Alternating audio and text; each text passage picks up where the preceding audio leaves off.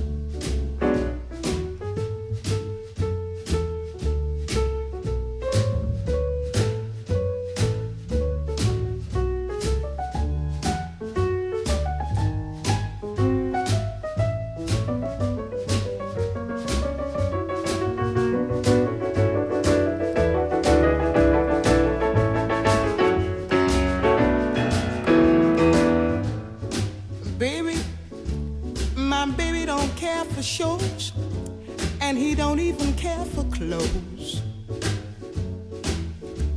He cares for me. My baby don't care for cars and races. Baby don't care for. He don't care for high-tone places. Liz Taylor is not his style, and even Liberace smile, something he can't see is something he can't see. I wonder what's wrong with baby. My baby just cares for.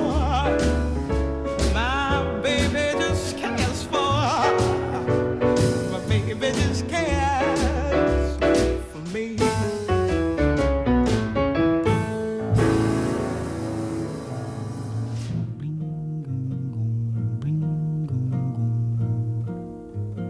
Olha que coisa mais linda, mais cheia de graça. Ela, menina que vem e que passa num doce balanço, caminho do mar. Moça do corpo dourado do sol de Ipanema, o seu balançado é mais que um poema. É a coisa mais linda que eu já vi passar. Ah, porque estou tão sozinho. Ah, porque tudo é tão triste. A beleza que existe, a beleza que não é só minha, que também passa sozinha. Ah, se ela soubesse que quando ela passa, o mundo sorri.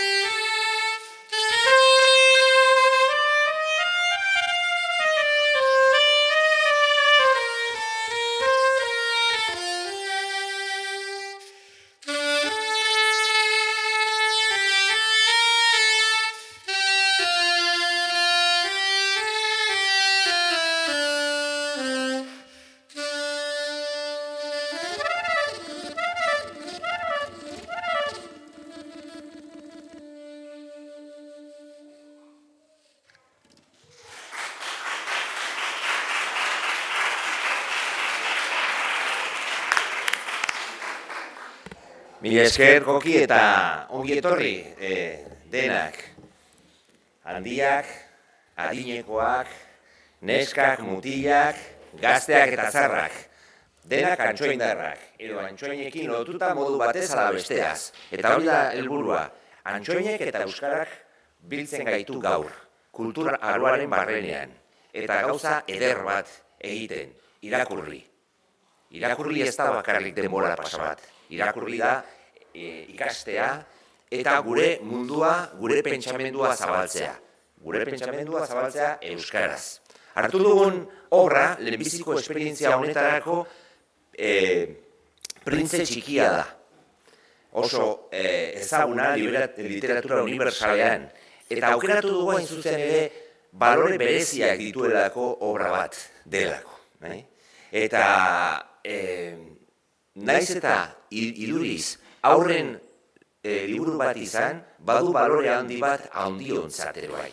Eta segurazki guk zerikasia dugu liburu horretatik, zerikasi gehiago dugu liburu horretatik txikiek baino. Bueno, hori da gaur lortu nahi duguna eta horretara bildu gara. Euskara, antxoain eta balio unibertsalak. Mila esker. Eta horrein, ohar txiki batzuk ja funtzionamenduari buruz. Lehenbizi, atera baino lehenik norberaren izena erranen dut, baina zuek badakizu ez zenbakia duzuen, eta oso prestu zaudeten ez, berehala egingo duzuen denbora ez galtzea aldera. Eta gero, norberak ateratzean badu oparitxo bat, zapi bat, antxoengo armarriarekin, orduan hartu beharko du, eta hori izanen da gure oparitxoa. Mila esker.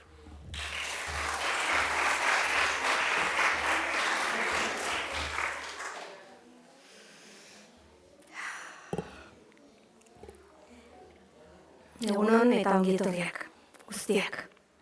Hasiko gara ba.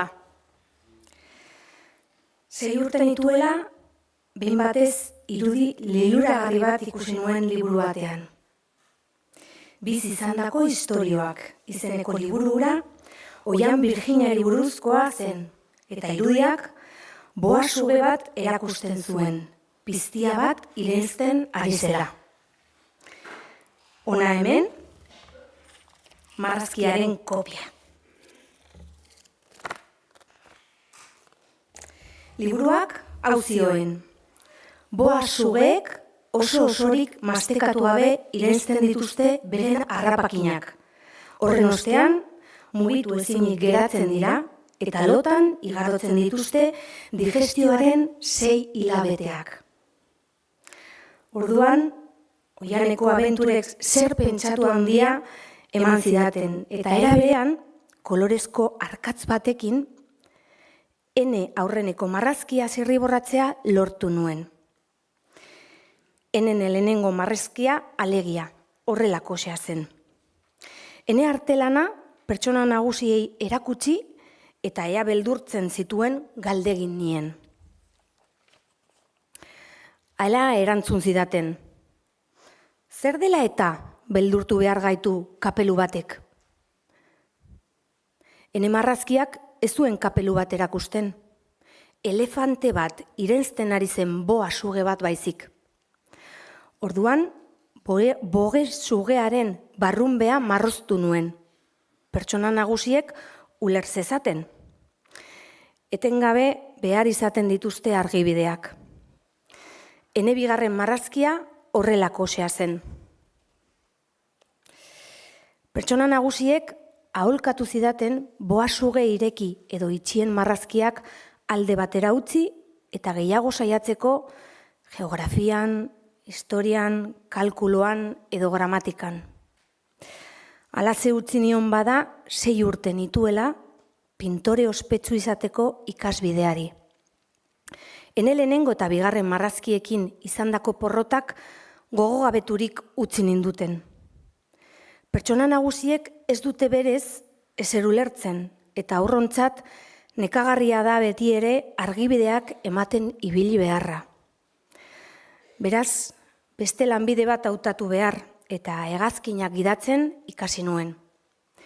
Gutxi asko mundu osoan zehar hegaldatu naiz. Eta jakina, geografiak asko lagundu dit. Lehen begiratu hutsarekin, banekien Txina arazonatik bereizten. Gauean galduz gero, oso lagungarri gertatzen da. Hala bada, ene bizitzan zehar, era askotako harremanak izan ditut, era askotako jende serioarekin. Luzaroan bizi izan naiz pertsona nagusien artean. Gertu-gertutik ezagutu ditut. Eta horrek ez duene iritzia askorik hobetu. Buru argi samarra iruditzen zitzaidan norbaitekin elkartuz gero, lehenengo marrazkiaren froga egiten nion. Beti eraman izan baitut neurekin. Benetan ulertzen ote zuen jakina izaten nuen, baina beti ere erantzuten zidan, kapelu bat da. Orduan ez nion hitz egiten ez boazugez, ez oian, birginez, ez izarrez. Haren mailara jaisten nintzen. Bridgeaz, golfaz, gorbataz eta politikaz hitz egiten nion.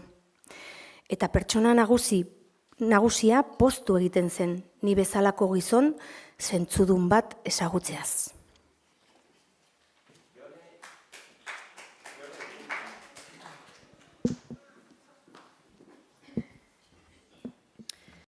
Hala bada, bakar-bakarri bizi izan naiz, inorekin zinez mintzatu gabe, harik eta, orain dela 6 urte, Saharako basamortuan matxura bat izan nuen arte. Zerbait ondatu zitzaidan motorrean.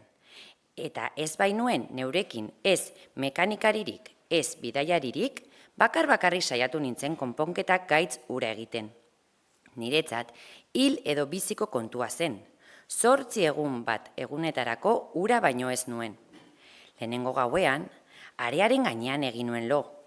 Jendea bizi zen tokirik hurbilenetik 1000 miliatara. Ozeanoaren erdian baltsa batean galduta dagoen naufragoa baino askoz bakartuagoa nengoen. Beraz, ongi uler dezakezue, zer nolako ustekabe hartu nuen egun sentian, mintzo apal bezain bitxi batek esnatu ninduenean, esan zidan. Arreen, egidazu arkume baten marrazkia? Zer?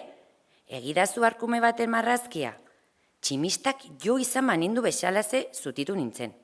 Begiak indarrez igurtzen nituen. Arretaz begiratu nuen. Eta gizontxo guztiz liluragarri bat ikusi nuen. Niri begirik kendu gabe zegoena. Hona hemen, nik gerosiago, hartaz egin ahal izan nuen erretaturik onena. Baina, biztan denez, ene marrazkia ez da inondik ere modeloa bezain xarmangarria. Ez da ene errua, 6 urte nituela, pertsona nagusiek pintore izateko gogoak kendu zidaten, bai, eta soil-soilik boa irekiak eta boa itxiak marrazten ikasi nuen. Begi arranpaloekin ikusi nuen, beraz, agerpen harrigarri hura.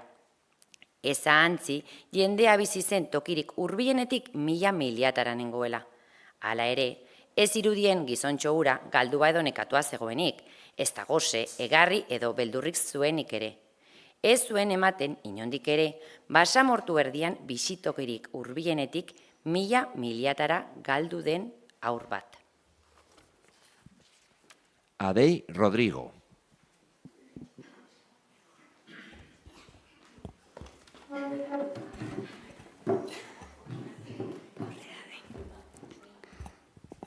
Alakoren batean mintzatu ahal izan nintzen, esan nion, baina zertan zabiltza hemen, eta berak oso kontu serioa bailitzan, estiki errepikatu zidan, arren, egidazu arkume baten marrazkia. Misterioa zinez unkigarria denean, ez dugu obeditu beste aukerarik, ezin zentzugabeagoa iruditu arren, jendea bizi zen tokirik hurbelenetik 1000 miliatara eta hiltzeko arriskuan egon arren eta ene sakelatik paper horri bat eta luma atera nituen.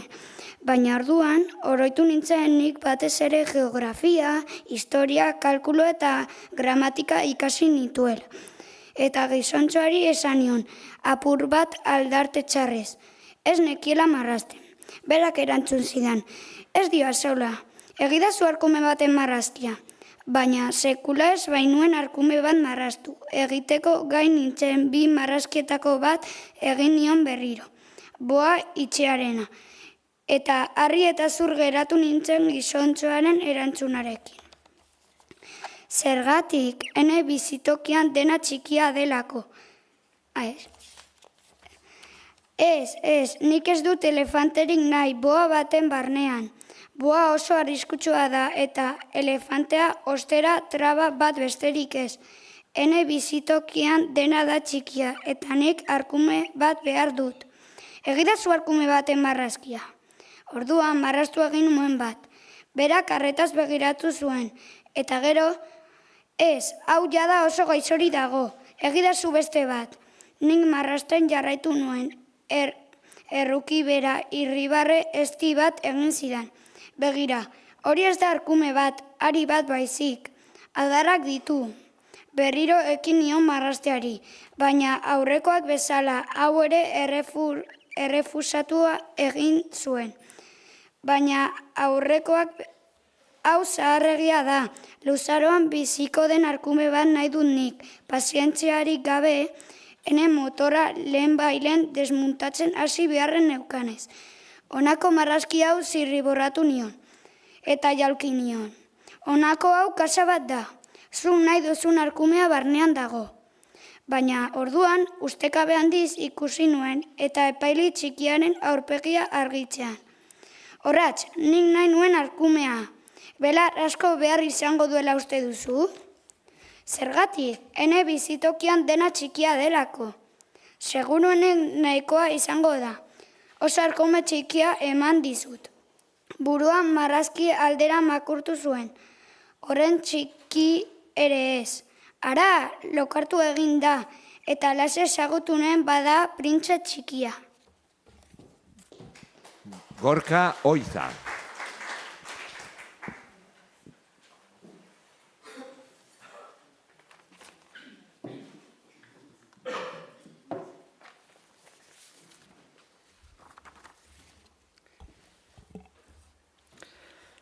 Denbora luzea behar izan nuen nondik zetorren ulertzeko.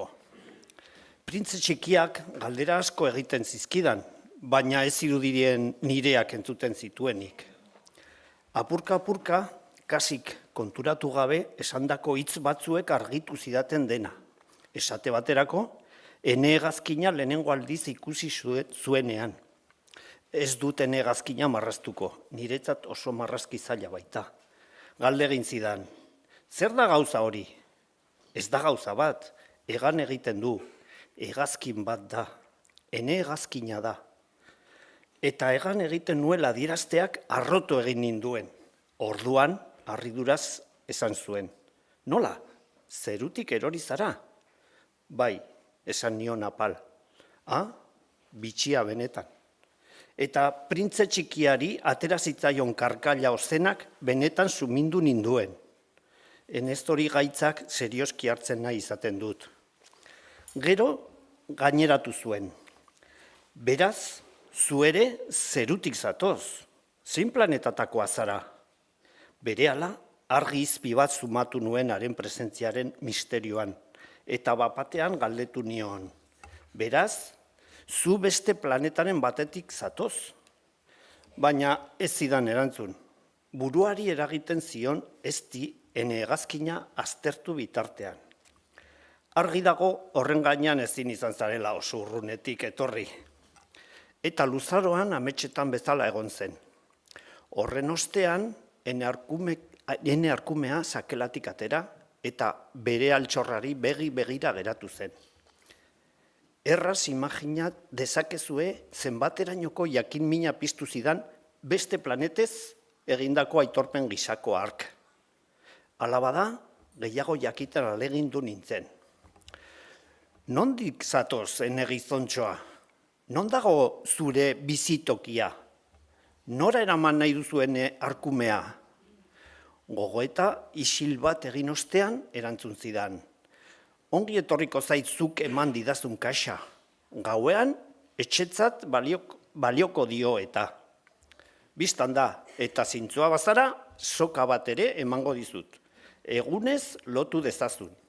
Eta esola bat, ene proposamenak harritu antzean harrapatu zuen printze txikia. Lotu, bai burutazio bitxia. Baina lotu ezean batek dakin ora joango den, galdu egingo da. Eta ene laguntxoak beste irri karkailoa bat egin zuen. Nora joango da baina, edo nora, zuzen aurrera, orduan printze txikia serio jarri, eta esan zuen. Ez dioazola, ene bizitokia inda txikia, eta malenkonia apur batekin behar bada gaineratu zuen. Zuzen aurrera joan da ere, ezin ba oso urrunera heldu.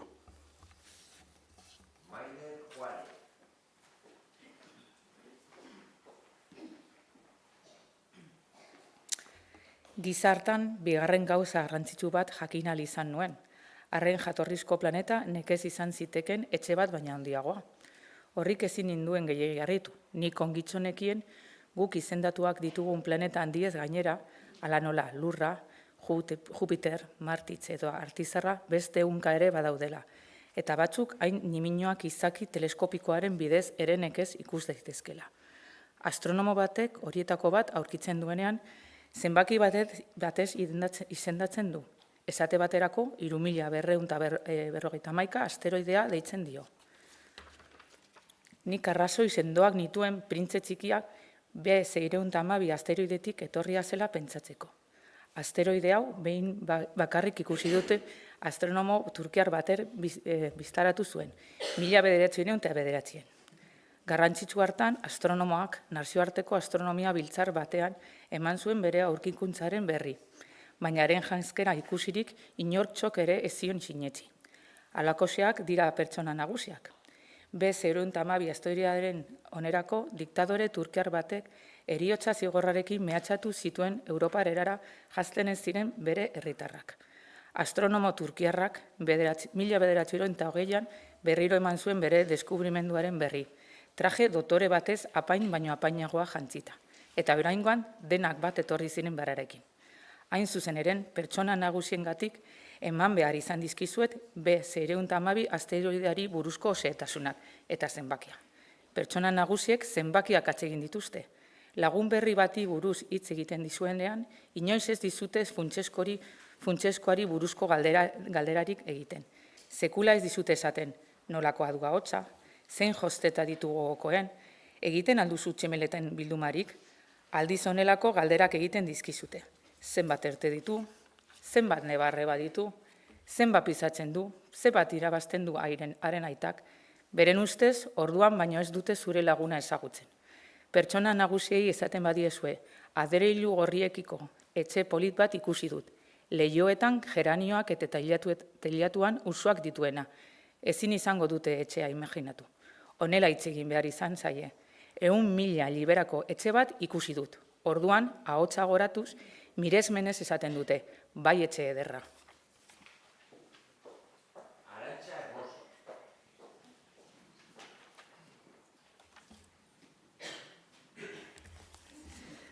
Hala bada, honela esaten badiezu. Hauze duzue printze txikiaren existentziaren froga. Sarmargarria zen, irri egiten zuen eta arkume bat nahi zuen. Norbaitek arkume bat nahi izatea duzuearen existentziaren froga. Haiek orduan sorbaldak jaso eta haurtzat hartuko zaituzte.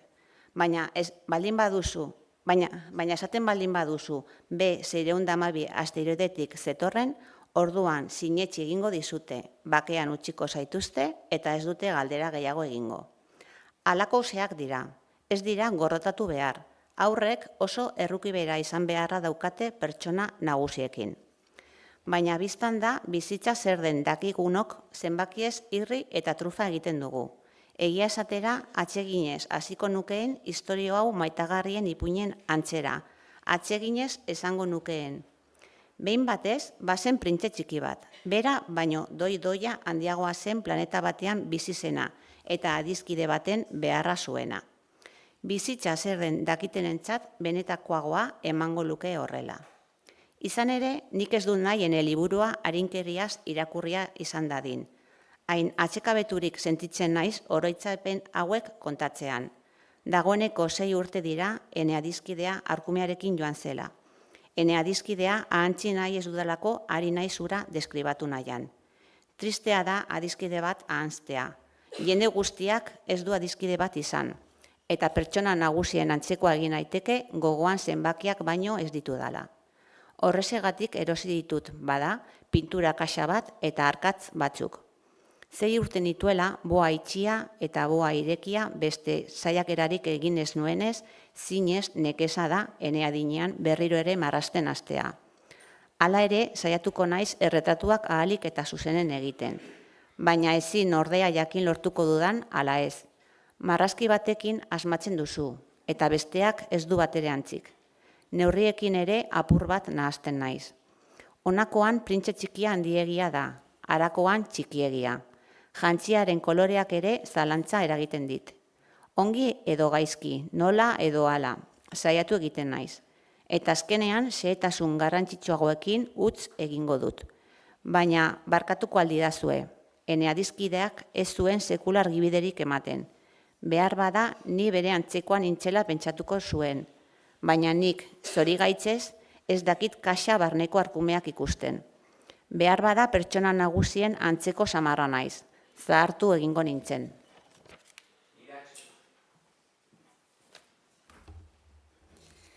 Egunero zerbait ikasten nuen haren planetaz, irteeraz, bidaiaz. Hori guzia apurka-apurka zetorren, gogoeten aritik. Hala gauzak, 3. egunean, baobaben zorigaitza ezagutu ahal izan nuen. Oraingoan ere arkumeari esker gertatu zen, izan ere zalantzak joa printze txikiak honela galdegin baitzidan. Arkumeek zuaiskak jaten dituzte, ezta? Bai, hala da. Pozik nago. Enuen ulertzen zergatik zen hain garrantzitsua arkumeek zuaiskak jatea, baina printze txikia gaineratu zuen. Beraz, baobabak ere jango dituzte. Printze txikiari argitu nahi izanion baobabak ez zirela zuaiskak, elizak bezalako zuaitz zantaiak baizik, eta berarekin elefante sail bat eramango balu ere, elefantek ezin izango luketela ura aspiratu. Elefante sailaren ideiak irria eragin zion printze txikiari. Bata bestearen gainean jarri beharko lirateke, baina zuhurtasunez ohartarazi zidan. Baobabak ere txikiak dira, handi egin aurretik. Halaxe da, baina zergatik nahi duzu zure arkumek baobab txikiak jatea? Begien bistako zerbait balitz bezala erantzun zidan. Nola ez ba, eta burua asko nekatu behar izan nuen, arazo hura neure gisara ulertu ahal izateko. Jakina, printze txikiaren planetan, gainerako guzietan bezala, belaronak eta txarrak zeuden. Eta jakina, belaronen hazionak eta belartxarren hazi txarrak. Haziak ikusezinak dira, ordea. Lurraren sekretupean lo egoten dira, harik eta esnatzeko gogoa etortzen zaien arte. Orduan, hazia nagiak atera eta aurrena lotsaturi bezala eguzkirantz luzatzen du bere kimu aula.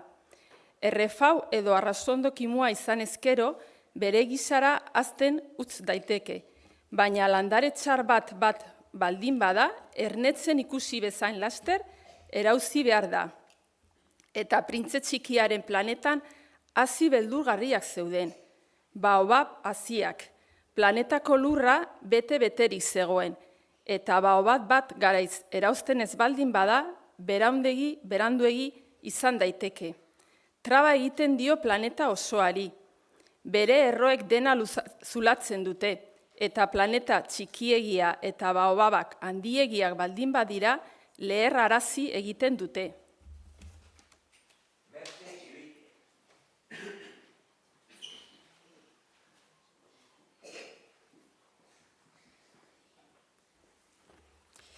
Disiplina kontua da, esan zidan geroago printze txikiak.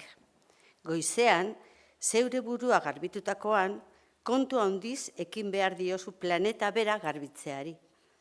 Oso gazteak direnean, baobabak eta arrazondoak elkarren antzekoak direnez, sarritan saiatu beharra dago biak ongi bereizten, eta baobabak erauzten.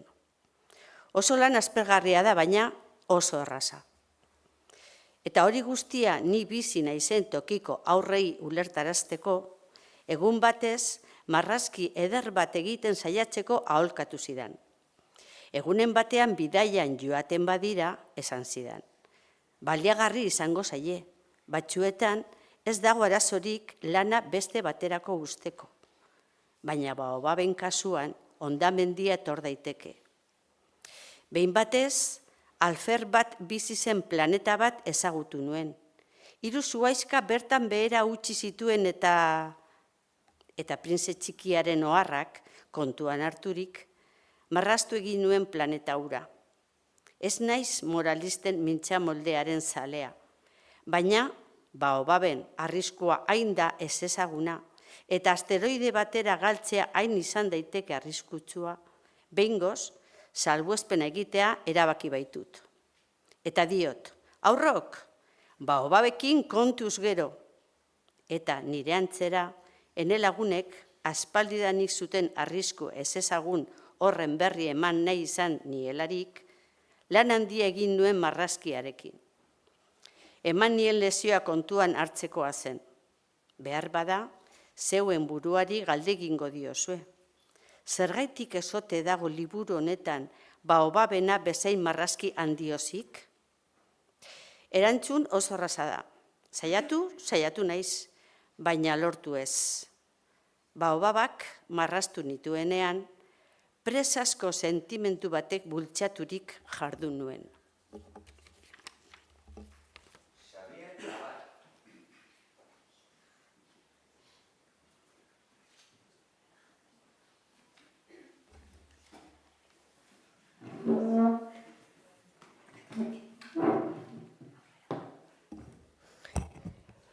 Oi, printzitziki, gisa horretan apurka-apurka zure bizitza xume eta melaukikutzan txuna ulertu ahal izan nuen. Luzaroan, ilunbarren ezitasuna izan zenuen entretenimendu bakar. Zetasun berri hau, 4. eguneko goizean ezagutu nuen, honela mintzatu zinenean. Ilunbarrak oso atsegin ditut, goazen eguzki-sarrera bat ikustera. Itxaron beharra dago ordea. Zer itxaron? Eguzkia sartu arte. Hasieraso harriturik geratu zinen, gero irri egin zenion zure buruari eta esan zenidan. Beti etxean nagoelakoan. Halaxe da, gauza jakina da Estatu Batuetan eguerdia denean eguzkia sartu egiten daila Frantzian. Nahikoa litzateke Frantziara minutu batean joatea eta han eguzkiaren sarrera ikusi ahal izateko. Zorigaitzez, Frantzia urrun baino urrunago dago. Baina zure planeta txikian aulkia urratz gutxi batzuk mugitzea nahiko zenuen eta nahi zenuenean ikusi zenekazen eguzkia sartzen. Egun batez, 53 aldiz ikusi nuen eguzkiaren sarrera, eta geroxeago gaineratu zenuen. Ara, benetan triste zeuden atseginak dira eguzki sarrerak, 53 eguzki sarrera ikusi zenituen hartan, benetan triste zeuden, baina printze txikiak ez zuen erantzun. 5. egunean, orduan arkumeari esker, printze txikiaren beste sekretu baten berria izan nuen. Luzaroan izilean hausnartu den kontu batean eraginez bezala. Zaker eta itzulingurik gabe galdegin zidan. Arkumeak zuaizkak jaten baditu, loreak ere jango ditu, ezta? Harrapatzen duen guztia jaten du arkumeak. Baita lore arantzadunak ere? Bai, baita lore arantzadunak ere. Orduan, arantzarek zertarako balio dute. Nik ezin bada jakin, une hartan buru belarriari nintzen motorrean estuegi lotuta zegoen torloju bat askatzen. Oso kezkatuan egoen matxura gero eta larriagoa iduritzen zitzaidalako. Beste alde, ura bukatzen ari zitzaidan eta horrek txarrena pentsatzen zidan.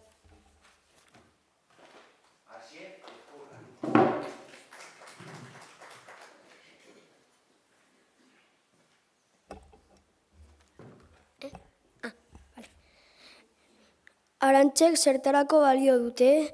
Behin galdera bat eginez gero printze txikia ez zuen sekula amore ematen. Ni torlojuarekin amorraturik nengoen, eta burura etorri zitzaidan. Lehenengo gauza erantzun nion. Arantzek ez dut ezertarako balio. Loreen gaiztarkerien adierazgarri baino ez dira. Ne, baina isilune baten ostean amorruz bezala jauki zidan. Ez dizut sinesten, loreak ahulak dira, saloak. Ahal duten bezala besten dira. Eta arantzeak dituztelako beldurgarriak direla uste dute. Ez nuen ezer erantzun. Une hartantxe neure buruari esan nion. Torloju honen honean nahi ez badu ni emandako mailukadarekin atera beharko du. Baina printze txikia behin berriro eten zuen ene gogoeta. Eta beraz, zuk uste duzu loreek ezetz? Ezetz ba, nik ez dut ezertxo ere uste. Gogoak eman didana erantzun dizut. Ni gauza serio arduratzen naiz. Begi arranpolorekin begiratu zidan. Gauza serioz. Mailua eskuan hatzak koipez beltuak eta oso zatarra iruditzen zitzaion tramankuluaren gainera makurturik ikusten ninduen. Pertsona nagusien antzera mintzatzen zara. Horrek apur bat lotxatu ninduen, baina berak errukigabe jarraitu egin zuen.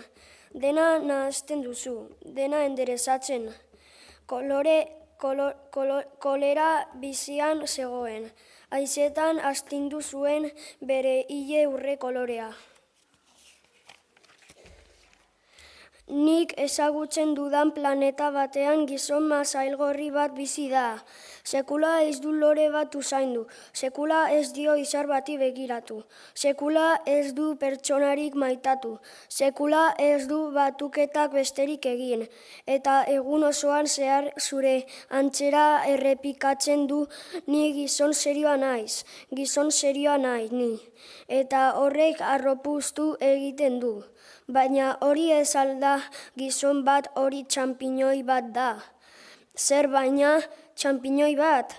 Une hartan printze txikia amorruaren amorruz zurbildurik zegoen. Milioika urte dira loreek arantzak sortzen dituztela. Milioika urte dira alaber aurkumeak loreak jaten dituztela. Eta ez alda serio jakin nahi izatea zertarako sortzen dituzten alferrik zertarako balio ez duten arantzak, ez alda garrantzitsua arkumeen eta loreen arteko gerra, ez alda hori gizonko musugorri baten batuketa baino garrantzitsuagoa, eta nik ezagutzen baldin badut munduan bakarra den lore bat ene planetan beste inon ez dagoena eta goiz batez besterik gabe arkume batek garraskada bakar batez desagerrarazi egin badezake egiten ari denaz jabetu gabe, ez alda hori garrantzitsua. Aurpegi gorriturik honela jarraitu zuen. Norbaitek lore bat maite baldin badu, eta lore hori milioika eta milioika izarretan bakarra baldin bada, ez alda hori nahiko ari begiratu bitartean zoriontsu izateko, bere buruari esan diezaioke, ene lore, ene lorea han nonbait dago, baina arkumeak lorea jango balu bat batean izar guztiak itzali balira bezalako zerbait izango litzateke berarentzat. Eta hori ez alda garrantzitsua?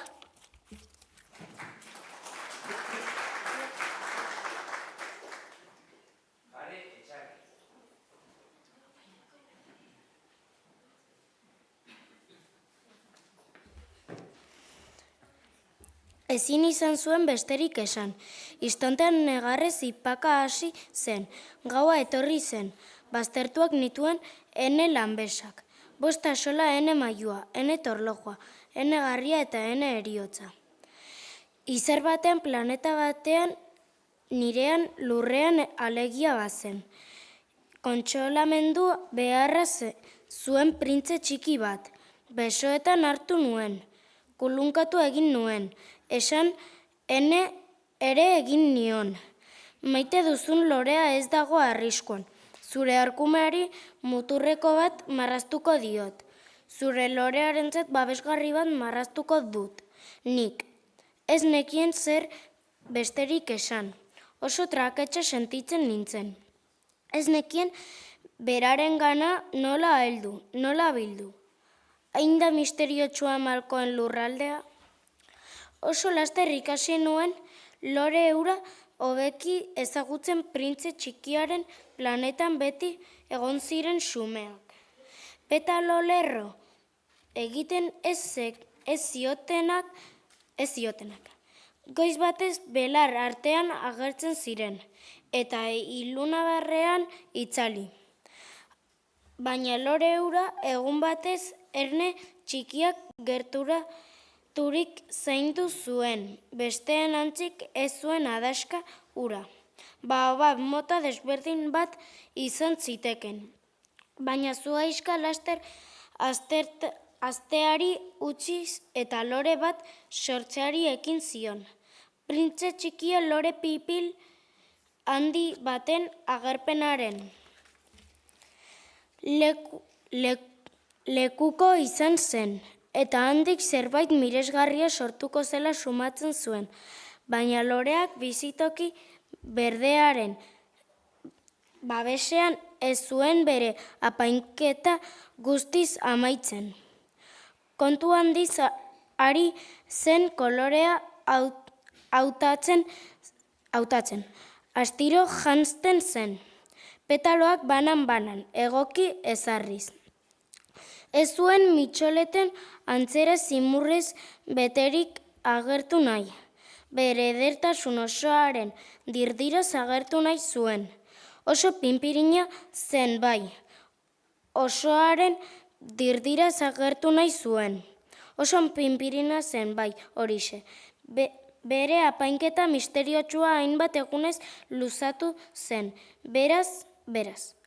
Eta azkenik goiz batean egunsentiarekin batera hain zuzen bere burua erakutsi zuen.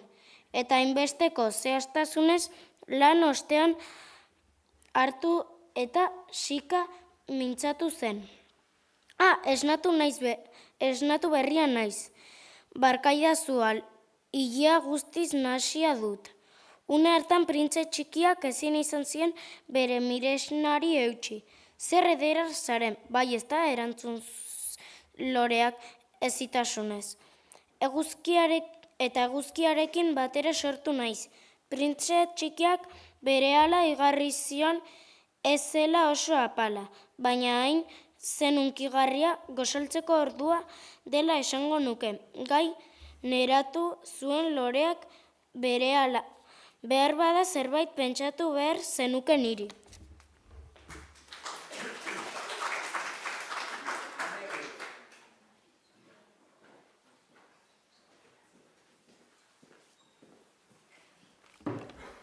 Eta printze txikiak guztiz nahasirik urestontzi baten bila eta gero lore aur fresko zurestatu zuen. Hala gauzak printze txikia laster nahi gabetu zen lorearen handikeria fidagaiz antzeko arekin. Egun batez esate baterako bere lau arantzek mintzatzen ari zela honela esan zion printze txikiari. Datozela tigrak bere atzaparrekin. Ene planetan ez dago tigrerik ordea, jaulki zuen printze txikiak, eta gainera tigreek ez dute belarririk jaten. Ni ez naiz belarra erantzun zuen loreak eztiki. Bakar dazu, ni ez naiz tigreen beldur, baina aire korronteen izutu egiten haute. Ez duzu ba, bionbirik izango, aire korronteak izutu landare batentzak zinezko zorigaitza. Egin zuen bere baitan printze txikiak. Bai lore ulergaitza, gauzeza aterpean jarri behar nauzu. Hotza handia egiten du zure bizitokian. Gaizki kokatuta nago. Nina torren tokian, baina eten bat egin zuen. Bere hazia zelarik etorri zen. Ezin izan zuen beste mundurik ezagutu. Hain gezur txepela prestatzen harrapatuta izan zelarik, bizpa hirubider egin zuen estul printze txikia nabarmen usteko. Bionborik, bilan indoan, baina mintzatzen hasi zarenez, hala ere loreak indar handiagoz estul egin zuen printze txikia damu zedin. Hala bada, naiz eta bere maitasunaren asmoa zintzoa izan, loreak zalantza eragin zuen zion printze txikiari. Lorearen hitz utxalak serioegi hartu zituen eta horrek oso zorigaiztoko sentiarazi zuen. Ez nion entzun behar, aitortu zidan egun batez. Lorei ez zaie sekula entzun behar. Begiratu eta usaindu besterik ez. Nireak planeta urrindatzen zuen, baina ez nintzen horregatik posteko gai. Guztiarekin atzaparren historioark zumindu beharrean unkitu egin ninduen normait. Aitortu ere egin zidan, orduan ez nintzen ezer ulertzeko gai izan. Ene iritzia haren hitzetan ez, baina haren ekintzetan oinarritu behar nuen. Urrindatu eta argitu egiten ninduen. Ez nuen sekulaiez egin behar. Haren itxuskerien atzean zegoen terneziari antzeman behar nion. Loreak hain dira kontraesankorrak, baina hura maitatzen jakiteko gaztegia nintzen.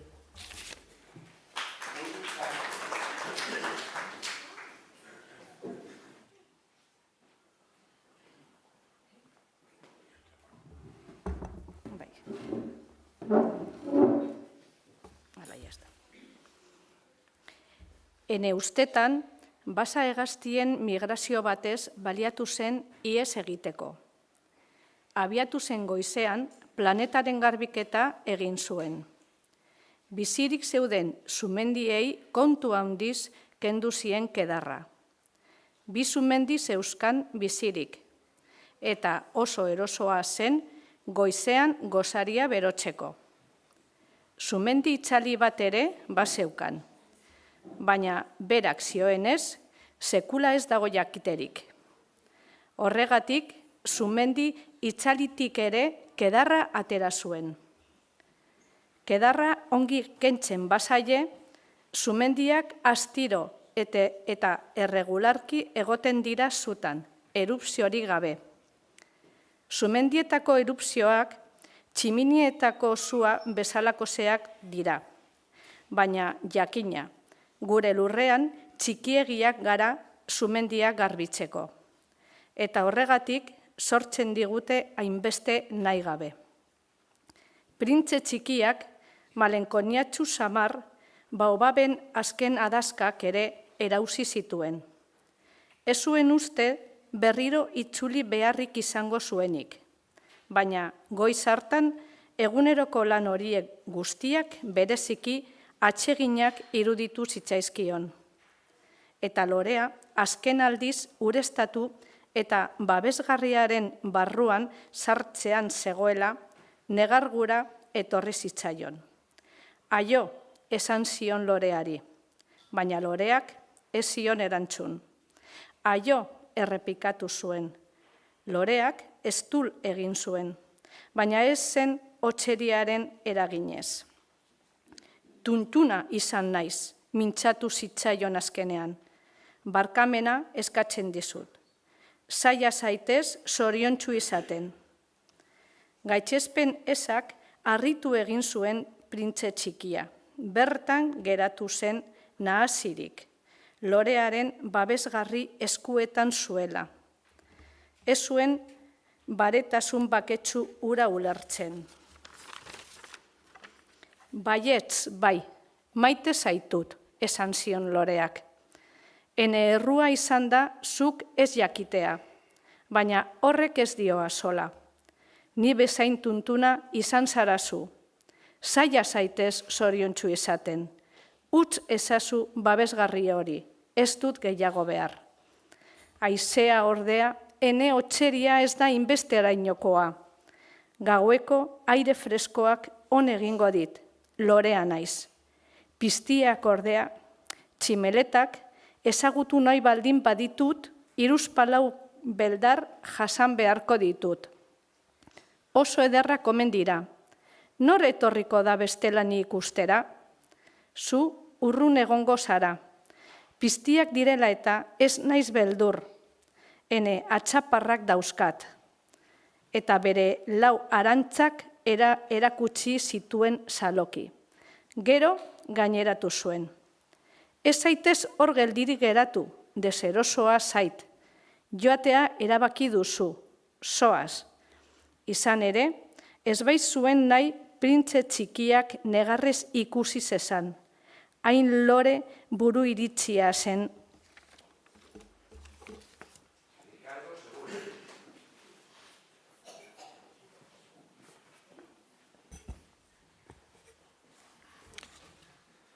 Hirureun eta hogeita bost, 326, 327, 328, 329 eta 330 asteroideen eskualdean zegoen. Beraz, zeregin bat edukitziarren eta zerbait ikasle aldera, haiek bizitatzen hasi zen. Lehenengoan, errege bat bizi zen, purpuraz eta eberdidune zuriaren larruz jantxirik. Errege aurki zume eta hala ere miresgarri batean eserita zegoen. Ara, mendeko bat, jauki zuen erregeak printze txikia ikusi zuenean. Eta printze txikia bere buruari galde egin zion. Sekula ikusi ez eta nolatan ezagutu nazake? Ez dekien errege jendearentzat mundua guzti simplifikatua dagoela. Gizake guztiak direla mendeko alegia. Hurbildu apur bat zu hobeki ikusteko, esan zion erregeak behingoz, norbaitek errege izategatik arroposturik.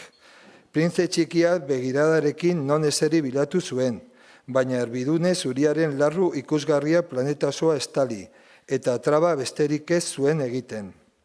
Zutik jarretu behar izan zuen, beraz eta nekearen nekeaz arrauzi bat atera zitzaion. Protokoloak debekatu egin du errege baten aurrean arrauzi egitea, adierazi zion monarkak. Debekatu egiten dizut. Ezin diot eutxi, erantzun zion printze txikiak nazirik. Bidaia luzea egin dut eta batere lori egin gabe. Orduan esan zion erregeak, arrauzi egin dezazula, agitzen dizut. Urte asko dira ez dudala inor arrauzika ikusi. Arrauziak bitxiak dira niretzak. Tira, egin arrauzi gehiago, agindua da. Horrek kikildu egiten nau. Ezin du gehiago egin, esan zuen printze txikia lotxagorrituz. Erantzun zion erregeak. Orduan tarteka arrauzi egitea agitzen dizut eta tarteka. Ahopean, burustaka mintzatu zen erregea, azerre zirudien. Izan ere, erregea batez ere, bere eginpindea betetzen zela zaindu behar baitzuen. Ez zuen desobedientzia onartzen.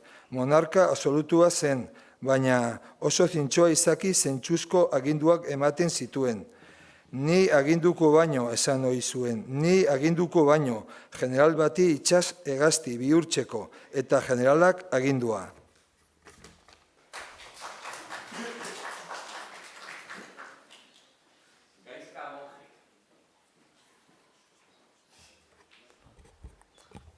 Ez era naiteke, esan zuen hortzartean printze txikiak.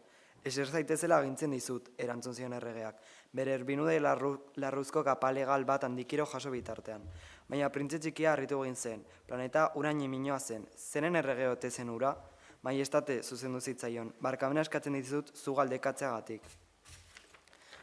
Galderak egiteko agintzen dizut, esan zion erregeak beralakoan. Maiestate, zeren errege zara, denarena, erantzun zion erregeak txalo-txalo. Denarena, imintziapal batez erregak bere planeta gainerako eta izarrak seinalatu zituen. Hori denarena esan zuen printze txikiak, hori denarena erantzun erregeak. Zeren monarka absolutu ez ezik, monarka unibertsala ere baitzen. Eta izarrak esanekoak aldira, jakina esan zion erregeak. Berehala obeditzen dute, disiplinarik eza onartezina zait. Printze txikiaren harridurak goia jo zuen halako boterearen aurrean. Berak halakorik eduki izan balu, 54 eguzki sarrera ez, baina 72 edo baita 100 edo 200 eguzki sarrera ikusi ahal izango zituen.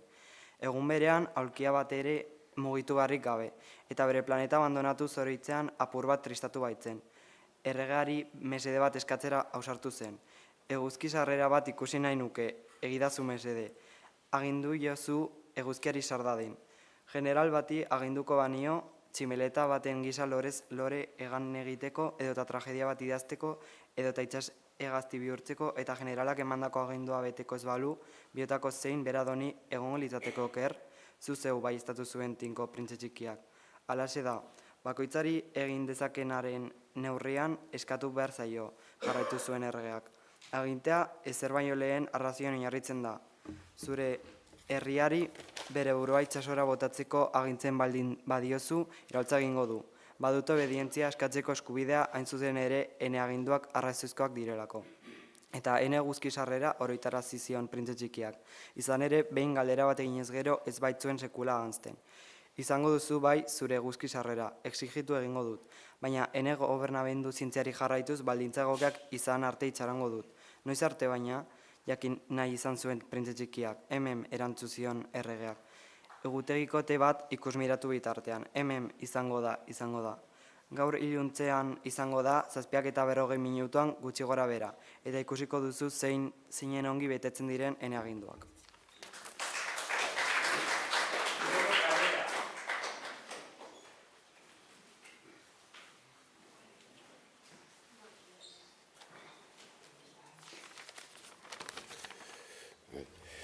Printze txikia arrauze egin zuen, penagarria zitzaion eguzkiaren sarrera utzean geratu izana, eta gainera apur bat aspertzen ere hasia zen. Nik hemen ez du beste zeren eginik, mintzatu zitzaion erregeari, banoa. Ez aitez joan, erantzun zion erregea, mendeko bat zuelako arrapusturik, ez aitez joan eta ministro egingo zaitut. Zeren ministro? Zerarena, justiziarena, epaitzeko inor ez dago eta. Batetaki esan zion erregeak. Oraindik ez dut ene erreino osoa bizitatu. Oso zaharra naiz. Zaldikotxe baterako tokirik ez dut eta ibilian nekatu egiten naiz. Oi, baina ni dagoeneko ikusia dut, esan zuen printze txikia, eta bien bitartean makurtu egin zen planetaren bestaldeari begiratu bat emateko. Han ere ez dago inor.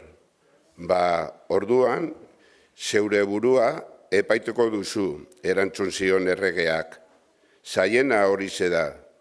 Nork bere burua epaitzea bestea epaitzea baino zailagoa da? Zeure burua ongi epaitzea lortzen baldin baduzu, argi geratuko da egiazko jakituna zarela. Nik esan zuen printze txikia edozein tokitan epai dezaket neure burua.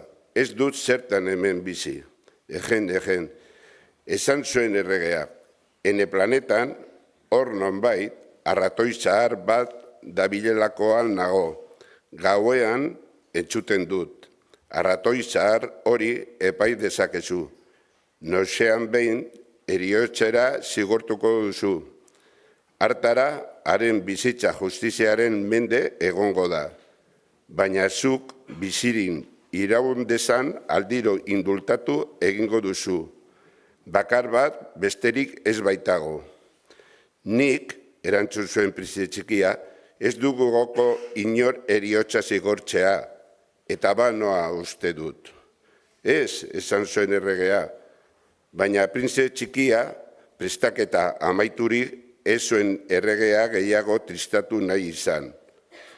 Berorren maiestatea agindutakoa zuzen betetzea nahiko balu, arrazoizko agindu bat eman liezadake. Esate baterako, minuto baten buruan alde egiteko agindu liezadake. Baldintza egokia daudela uste dut. Erregea ez baitzuen ezertxo ere erantzun. Printze txikia aurrena zalantza egin zuen eta urrena azperen eginez abiatu egin zen. Ene enbasadora izendatzen zaitut, lehen bailen ekin zion erregea ahotsa goratuz. Boteretsu baino boteretsuago irudi zuen. Pertsona nagusia zinez bitxia dira egin zuen printze txikia bere baitan, bidaian aurrera zijoala.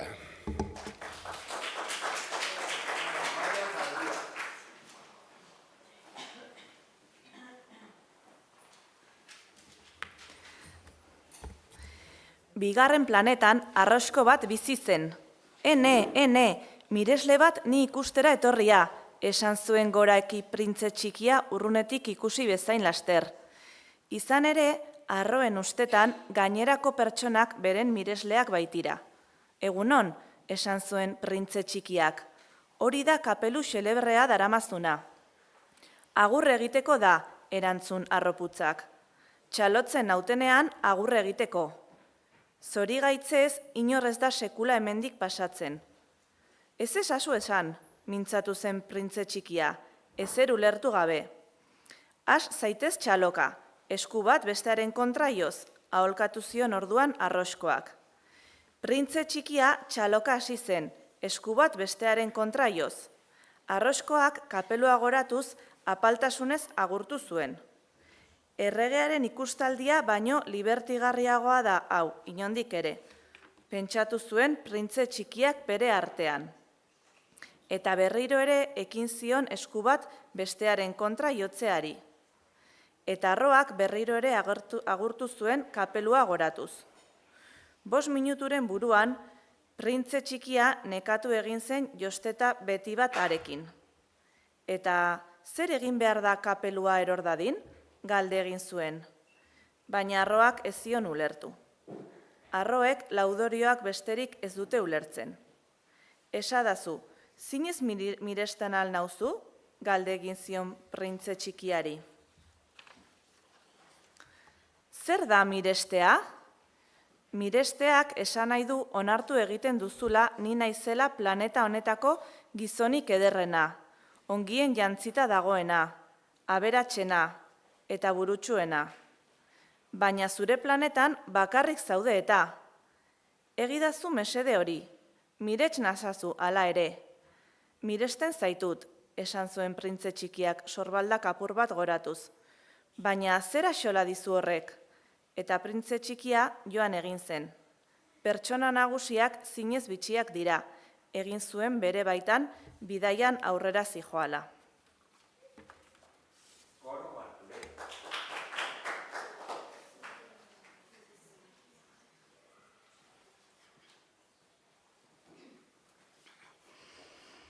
Urrengo planetan edale bat bizi zen. Ikustaldi hau oso laburra gertatu zen, baina malenkonia handia sortu zion printze txikiari. Zertan ari zara? Galdegin zion edaleari. Eta hark aurrean zeuzkan botila bete multzoari eta botila ust multzoari begeratu zien. Edan egiten dut, erantzun zuen edaleak, ahots etxiaz. Zergatik edaten duzu, galdegin zion printze txikiak? Hantze harren, erantzun edaleak. Zera hantze harren, jakin nahi izan zuen printze txikiak, ordurako errukiturik? Losa naizela, hantze harren, aitortu zuen edaleak, burua makurtuz. Zeren losa, esan zuen printze txikiak gizonari lagundu nahian?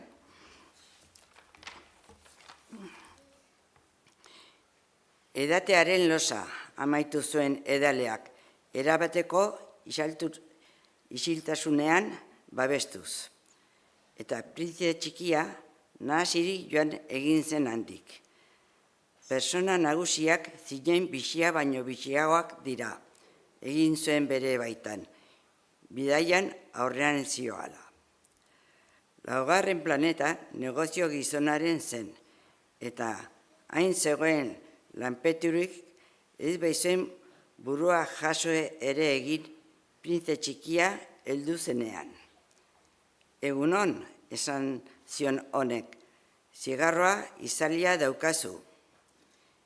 3 eta 2, berdin 5, 5 eta 7, 12, 12 eta 3, 15, egunon, 15 eta 7, 22, 22 eta 6, 28, berriro pizteko astirik erez, 26 eta 5, 31, beraz, 501.622.711 eta 11 egiten du.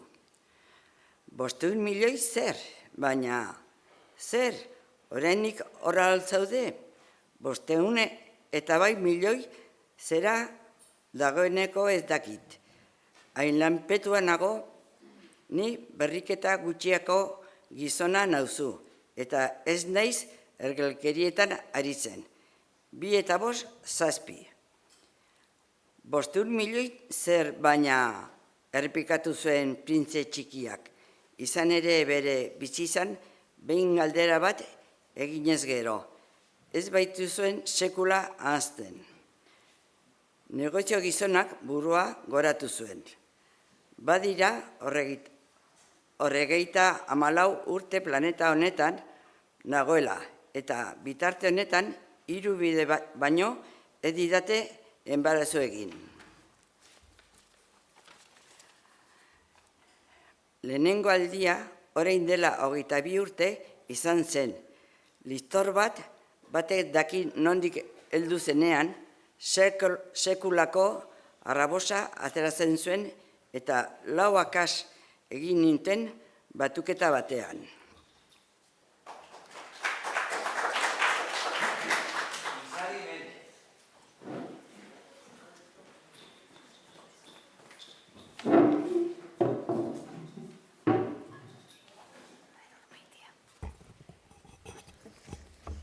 Bigarren aldia orain dela 11 urte izan zen, erreuma krisi baten eraginez. Ez du nahikoa kirol egiten, ezin du denbora ibilian alferrik galdu, serioa naiz ni gero. 3. aldia orain hau da, beraz 501 milioi, zer baina negozio gizonak bakean egoteko aukerarik ez zegoela ulertu zuen. Zeruan noiz behinka ikusten diren gauza mini horiek milioika. Euliak ez gauza minino dirdiratsuak, erleak ez urre koloreko gauza niminioak alferrontziei ametsak eragiten dizkietenak. Baina ni serioa naiz gero, nik ez dut amets egiteko aztirik, oi izarrak, orratz izarrak, eta zer egiten duzu 500 milioi izarrekin, 501.622.711. Serioa naiz ni, zehatza, eta zer egiten duzu izar horiekin, zer egiten dudan, bai. Ez ere ez eduki egiten ditut, izarrak eduki, bai, baina nik ezagutu dudan errege batek, erregek ez dute zer edukitzen, haiek erreinatu egiten dute, guztiz desberdina da, eta zertarako balio dizu izarrak edukitzeak, aberatz izateko balio dit, eta zertarako balio dizu aberatz izateak, beste izar batzuk erosteko baldin eta norbait topatzen baditu. Honako honek egin zuen bere baitan, printze txikiak. Ene mozkorrak bezalaxe pentsatu du, alabaina galdezka jarraitu zuen. Nolatan eduki daitezke izarrak, norenak dira? Galde egin zuen, zakar negozio gizonak. Ez dakit ba, inorrenak ez. Beraz nireak dira, ni izan bainaiz horretaz pentsatu duen lehena. Nahikoa alda hori? Zalantzarik gabe, inorrena ez den harribitxi bat topatzen duzunean zeurea da. Inorrena ez den guarte bat topatzen duzunean zeurea da. Ideia bat izaten lehen azarenean patentatu egiten duzu, zeurea da. Eta nik izarrak dauzkat. Azken batean, ene aurretik inor ez baitu pentsatu horiek edukitzea. Hori egia da, esan zuen printze txikiak. Eta zer egiten duzu horiekin, kudeatu egiten ditut. Zenbatu eta zenbatu behin eta berriz, esaten zuen negozio gizonak. Zaila da, baina ni gizon serioa naiz gero. Printze txikiaren jakinmina ez zegoen artean guztiz asebeterik. Nik zetazko zapi bat baldin badaukat lepo bueltan jantzi eta eraman egin dezaket. Nik lore bat baldin badaukat ura hartu eta eraman egin dezaket. Baina zuk ez daukazu izarrak hartzerik. Ez, baina banketxean ezar ditzaket. Zer esan nahi du horrek? Esan nahi du paper horri batean idaz dezake dala izar kopurua eta horren ostean paper hori kasoi batean gorde eta giltzazitzi dezaket. Eta hori alda guztia nahikoa da, libertigarria da pentsatu zuen printze txikiak. Zinen poetikoa da, baina ez da oso serioa. Printze txikiak gauza serioez zituen ideiak oso desberdinak ziren pertsona nagusien zituzten aldean. Nik badut egunero ureztatzen duan lore bat, jarraitu zuen, 3 sumendi ere baditut, eta astero kentzen diet 3 edarra. Itzalirik dagoen ere garbitzen baitut. Bai lorearentzat, bai sumendiarentzat onugarria da nireak izatea, baina izarrentzat zu zara onugarria. Negozio gizonak ahoa zabaldu bai egin zuen, baina ez zuen erantzunik aurkitu eta printze txikiak joan egin zen handik. Pertsona nagusiak zinez harrigarriak dira egin zuen Xaloki bere baitan, bidaiak aurrera zioala.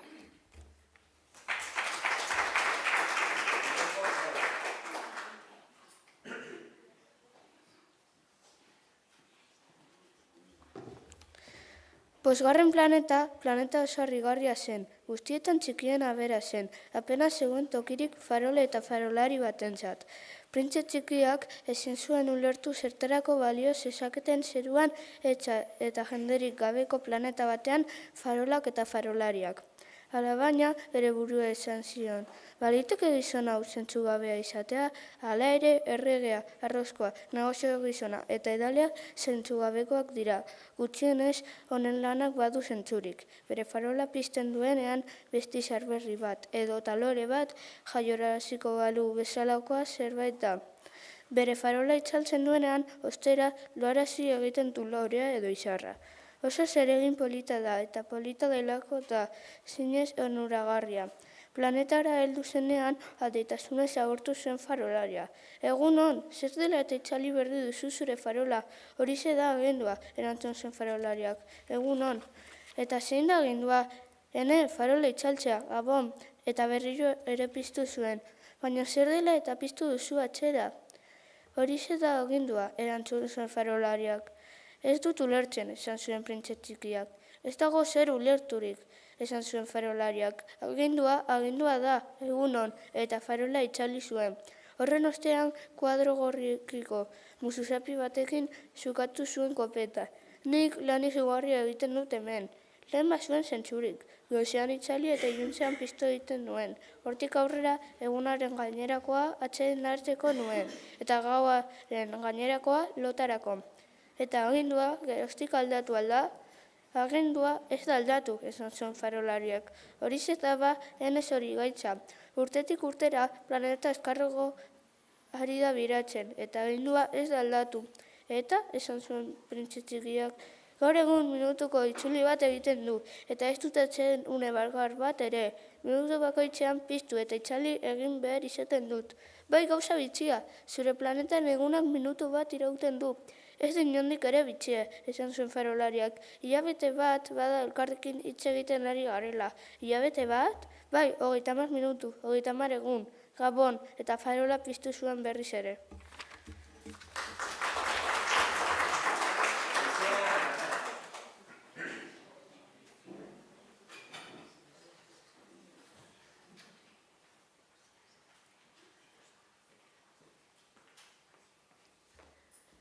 Printze txikiak begira geratu zitzaion. Atsegin zuen egin duarekiko hain esanakoa, zen farolari hura. Beste garai batean aurkia mugituz berak biratu izan zituen, eguzkizarrerak oroitu zituen. Bere adizkideari lagundu naiz izan zion. Ara nik ezagutzen dut nahi duzunean, atseden hartzeko modua. Beti nahi izaten dut nik hori esan zuen farolariak. Izan ere litekeen baita aldi berean esanakoa eta nagia izatea. Printze txikiak jarraitu egin zuen. Zure planetak hain txiki izanik itzuli 3 pausu luzeetan egin dezakezu. Beti eguzkitan egotzeko astiro samar ibiltza bestetik ez duzu. Atsedena hartu nahi duzula, hasi ibiltzen, eta egunak zuk nahi bezain iraungo du. Horrekin ez du askorik konpontzen, esan zuen farolariak. Bizitza honetan baitik bat lo egitea atsegin dut. Tamala da ba, esan zuen printze txikiak. Bai tamala da, esan zuen farolariak, egun on, eta bere farola itzali zuen. Honako hau egin zuen printze txikiak, bere baitan bidaian aurrera ziola. Gutxietzi egingo lukete bai erregeak, bai arroskoak, bai edaleak, bai negozio gizonak. Hala ere, barregarria ez zidan bakarra da. Agian bere buruaz ez baina besteen zerbaitez arduratzen delako. Tristeziaz asperatzen egin eta honela jarraitu zuen. Guztien artean honen adizkia baino ez nintzaketen egin. Baina planeta zinen txikia da. Ez dago biontzako tokirik. Printze txikiak ez zion bere buruari aitortu nahi zergatik. Gogoratzen zuen oroimiz zorioneko planeta hura baitik bat 24 orduko ikus zitzaken 1440 eguzki zaharrengatik. 6. planeta marbide zabalagoa gertatu zen. Liburukoteak izaten zituen. Agure zahar bat bizi zen bertan. Ara, esplotatzaile bat, jaulki zuen printze txikia, ikustearekin batera. Printze txikiak aran maira eseri eta puska batean arnaska jandu zuen. Hainbeste bidaiatu zen, nondik zatoz, galde egin zion agure zaharrak. Zenda liburu lodi hau, esan zuen printze txikiak. Zertan ari zara hemen? Ni geografoa naiz. Erantzun zion agure zaharrak. Zer da hori itsaso, ibaiak, hiriak, mendiak eta basamortuak non daude dakien jakintxoa da. Bai gauza interesgarriak esan zuen printze txikiak. Azkenik benetako lanbide bat eta bere ingurumarian begiratu bat. Luzatu zion geografoaren planetari. Sekula ikusi jabea, zen alako planeta ikusgarririk. Oso planeta ederra da zurea. Ba aldu ozeanorik ezin ba jakin esan zuen geografoak. Oi, printze txikia nahi gabeturik ez zegoen. Eta mendirik ezin ba jakin esan zuen geografoak. Eta ibairik eta basamorturik.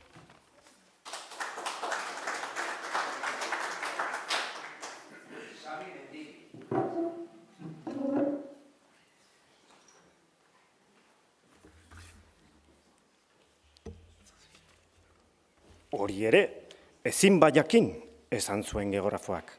Baina zu, geografoa zara? Alaxe da, esan zuen geografoak. Baina ni ez naiz esploratzailea. Ez daukat esploratzaile bakar bat ere. Geografoaren egitekoa ez da hiriak, ibaiak, mendiak, itsasoak, ozeanoak edo basamortuak zenbatzea. Geografoa garrantzitsuegia da, ara eta ona alferkerietan ibiltzeko. Berak ez du bere bulegoa uzten. Baina han esploratzaileak hartzen ditu. Galdekatu egiten ditu eta haien oroitzapenekin oharrak hartu. Eta haien arteko bakarren baten oroitzapenei interesgarri iritziz gero, ikerketa bat eginarazten du esploratzailearen zintzotasunaz.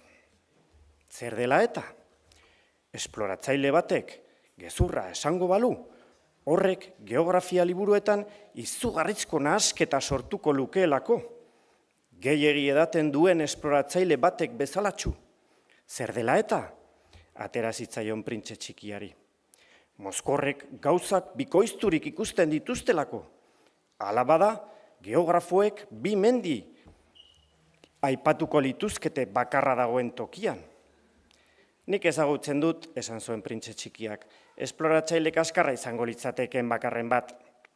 Baliteke, beraz, esploratzailearen zintzotasuna agerian geratzen denean, deskubrimenduari buruzko ikerketa bat egiten da. Joaten altzara ikustera? Ez, hori zailegia da, baina esploratzaileari frogak ekartzeko eskatzen diot. Esate baterako, menditzar baten deskubrimendua jokoan badago, harri handiak ekartzea exigitzen diot. Halako batean, geografoa unkiturik agertu zen. Baina zu urrunetik zatoz, zu esploratzailea zara, egidazu zure planetaren deskribapena. Eta geografoak bere erregistroa zabaldurik, arkatza zorroztu zuen, esploratzaileen azalpenak arkatzez jasotzen dira aurrena, frogak ekarri arte ez dira tintaz jasotzen. Beraz, galdetu zuen geografoak. Oi, esan zuen printze txikiak, ene planeta ez da oso interesgarria, oso txikia da.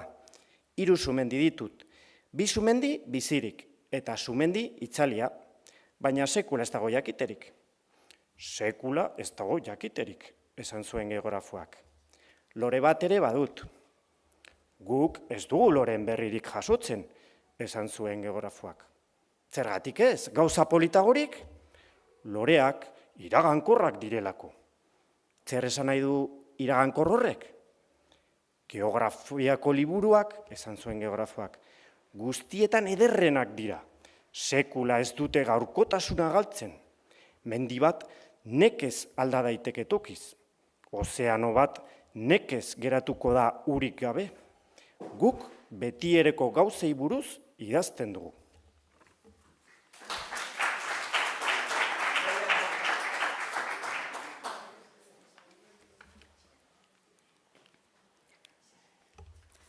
Baina sumendi itzaliak esnatu egin daitezke, eten zuen printze txikiak. Zer esan nahi du iragankor horrek?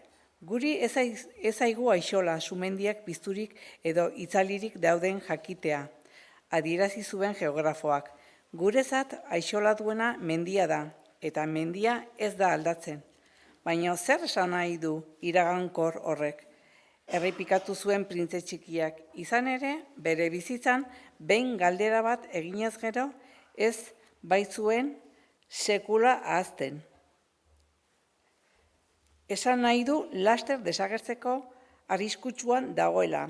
Ene lorea laster desagertzeko arriskutsuan dago, jakina. Ene lorea iragankorra da, egin zuen printze txikiak bere baitan. Eta 4 arautza baino ez ditu munduari aurre egiteko.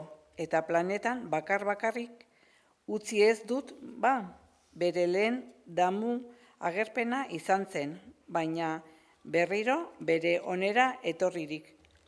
Zer bizitatzea aholkatzen didazu? Galdetu zuen lur planeta. Erantzun zion geografoak.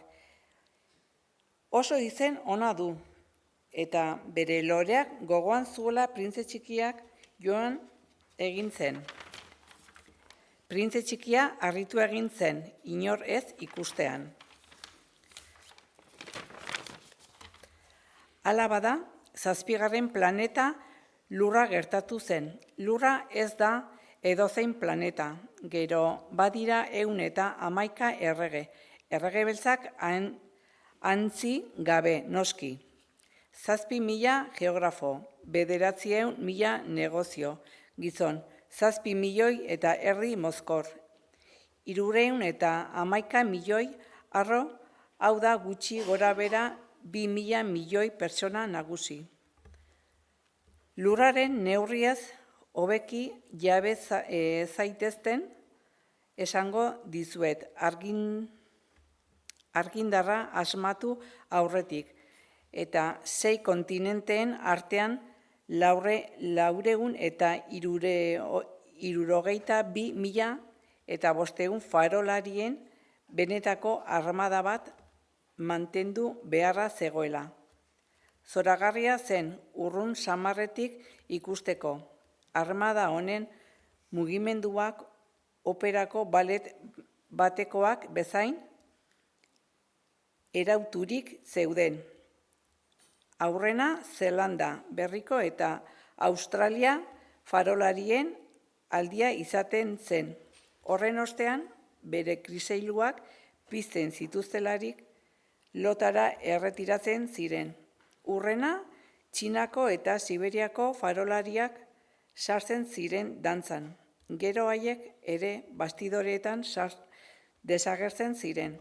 Orduan, Errusiako eta Indietako farolarien aldia izaten zen.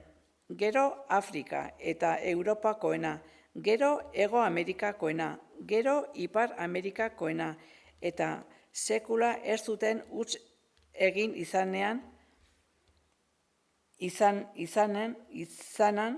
agertzeko ordena miresgarria zen. Soilik Iparburuko farol bakarraren farolaria eta Hegoburuko farol bakarraren haren lankidea bizi ziren nagitasunak eta zabarkeriak jota urtean birritan egiten zuten lan.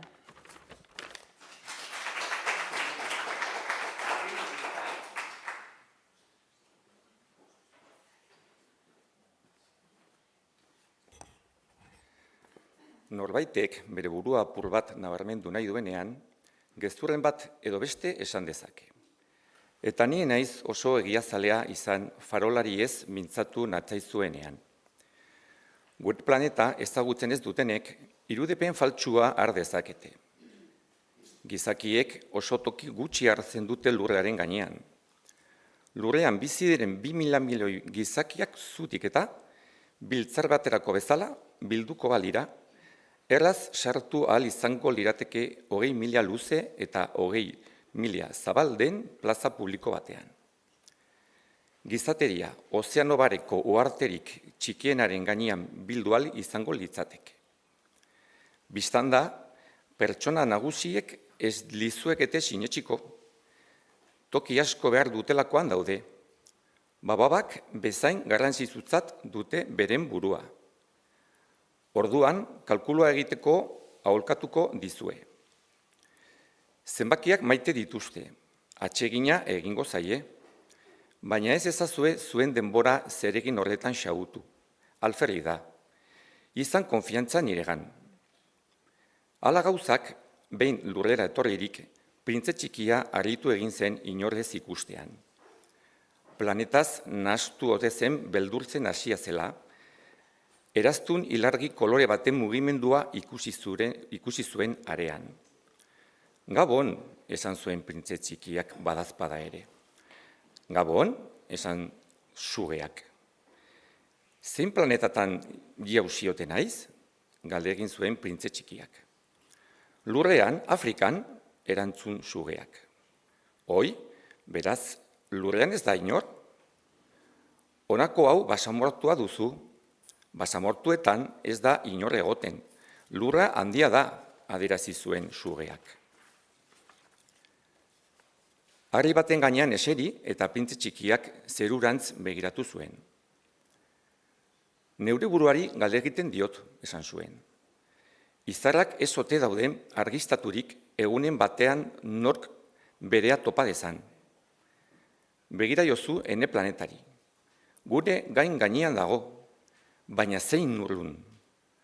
Ederra da, esan zuen sugeak. Zertara etorri zara ona? Lore batekin arazoak ditut, esan zuen printze txikiak. Atera zitzaion sugeari. Eta isildu egin ziren. Gizakiak non dira, ekin zion azkenik printze txikiak. Basamortuan bakarrik samar sentitzen naiz. Gizakien artean ere bakarrik egotea zara, esan zuen sugeak. Printze txikia luzaroan egon zitzaion begira. Piztia bitxia zara gero, adierazi zion azkenik. Atzamar bat bezain mehea. Hala ere, ni erlege baten atzamarra baino altsuagoa naiz, esan zuen sugeak. Printze txikiak irribarre egin zuen. Ez zara oso altsua, hankarik ere ez duzu, bidaiatzea ezinezkoa zaizu. Itsasontzi batek baino urrunago eraman zaitzaket, esan zuen sugeak. Printze txikiaren orkatian kiribilkatu zen urrezko besoko baten gisara. Ukitzen dudan oro, irten zen lekura itzularazten dut, jarraitzen zuen. Baina zu garbia zara eta izar batetik zatoz. Printze txikiak ez zuen txintik ere erantzun. Erruki zaitut, hain zara hula granitozko lur honetan. Egunen batean, zure planetarekin behar baino gehiago gogoratzen bazara, nik lagun diezazuket. Zera egin dezakeet? Hoi, oso ongi ulertu dut, esan zuen printze txikiak. Baina zergatik mintzu zara etengabe igarkizunka. Denak asmatzen ditut, esan zuen sugeak. Eta isildu egin ziren.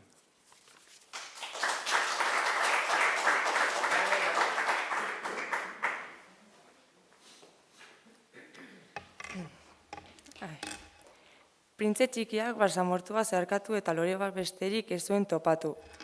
3 petaloko lore bat, lore hutsal bat. Egunon, esan zuen printze txikiak. Egunon, esan zuen loreak. Non dira gizakiak? Galdegin zuen aditsuki printze txikiak. Loreak egon batez karabana bat igotzean ikusia zuen. Gizakiak,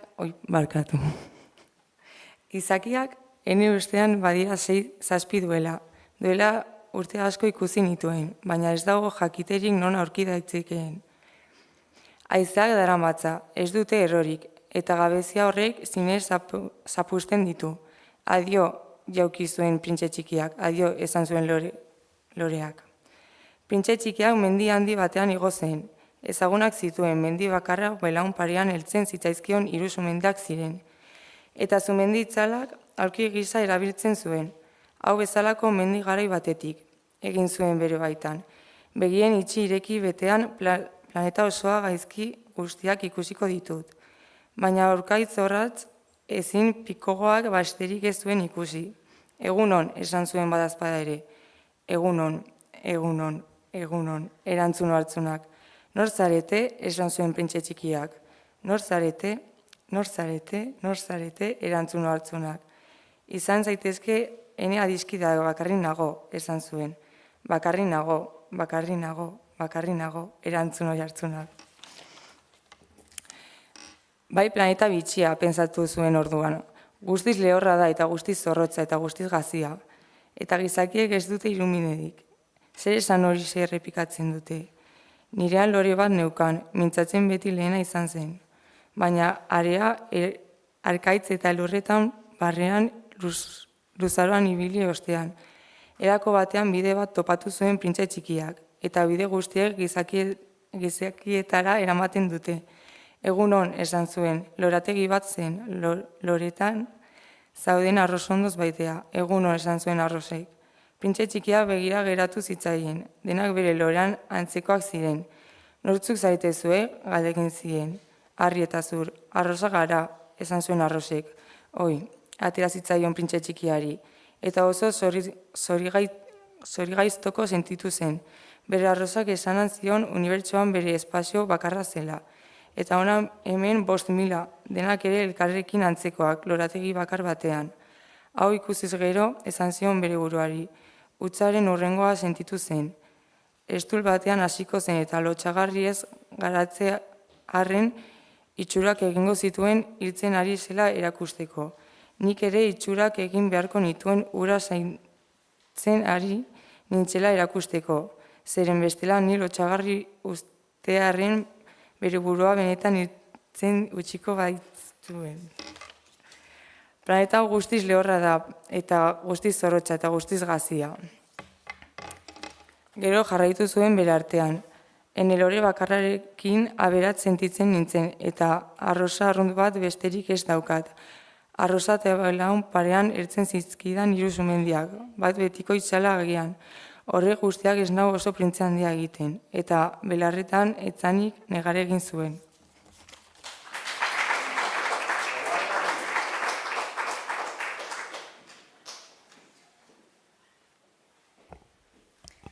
Azeria agertu zitzaion une arantxe. Egun hon esan zuen azeriak, egun hon erantzuen zuen adiztazunez printze txikiak, baina atzeraka giratu zen arren ez zuen ezertxore ikusi. Hemen nago, esan zuen ahotsak, zagarrondoaren azpian. Nor zara zu, esan zuen printze txikiak, oso derra zara. Azeri bat naiz, esan zuen azeriak. Zatoz nirekin jostatzera, proposatu zion printze txikiak, horren triste nago, ni ezin nahi zurekin jostatu, esan zuen azeriak, ez nago ezia. Hoi barka, atera zitzaion printze txikiari, baina pentsatzen egon ostean gaineratu zuen. Zer esan nahi du ezia izateak? Zu ez zara hemengoa, esan zuen azeriak, zeren bila zabiltza. Gizakien bila nabil, erantzun zuen printze txikiak. Zer esan nahi du ezia izateak? Gizakiek esan zuen azeriak fusilak dituzte. Eta egiaztatu egiten dute, amorragarria da, oioak ere ahazten dituzte. Hori da haien gauza interesgarri bakarra. Oioen bila altzabiltza? Ez, esan zuen printze txikiak. Adizkeak bilatzen ditut. Zer esan nahi du ezia izateak? Ahaztu egia dagoen gauza bat da hori. Esan zuen azeriak, harremanak sortzea esan nahi du. Harremanak sortzea? Bistan da, esan zuen azeriak. Zu niretzat 100.000 mutikotxoren antzeko mutikotxo bat baino ez zara, oraindik. Nik ez dut zuk beharrik, eta zuk ere ez duzu ene beharrik. Ni zuretzat 100.000 azerien antzeko azeri bat baino ez naiz. Baina zuk, ezten banauzu elkarren beharra izango dugu, munduan bakarra izango zara niretzat, munduan bakarra izango naiz zuretzat. Ulertzen hasia naiz, esan zuen printze txikiak. Badut lore bat, ezi egin nauelakoan nago. Baliteke, esan zuen azeriak. Lurrean era guztietzako gauzak ikusten dira. Ez da lurrean ordea, esan zuen printze txikiak. Azeriak jakin gozez beterik zirudien. Beste planeta batean? Bai, ba aldago eiztarik planeta horretan? Ez. Hori bai interesgarri, eta oiorik ez. Ez dena perfektua izan. Asperen egin zuen azeriak. Azeriak bereari eutsi zion.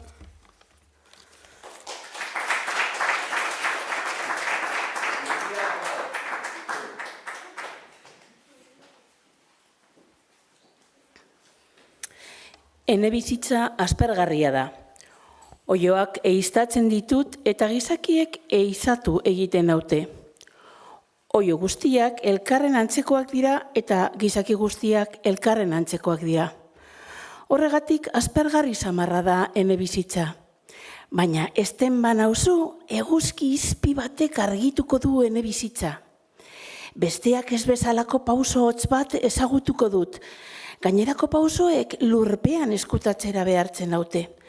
Zureak musika baten antzera eskutalekutik kanpora deituko dit. Eta gainera begira, ikusten aldituzu hango gari zaiak?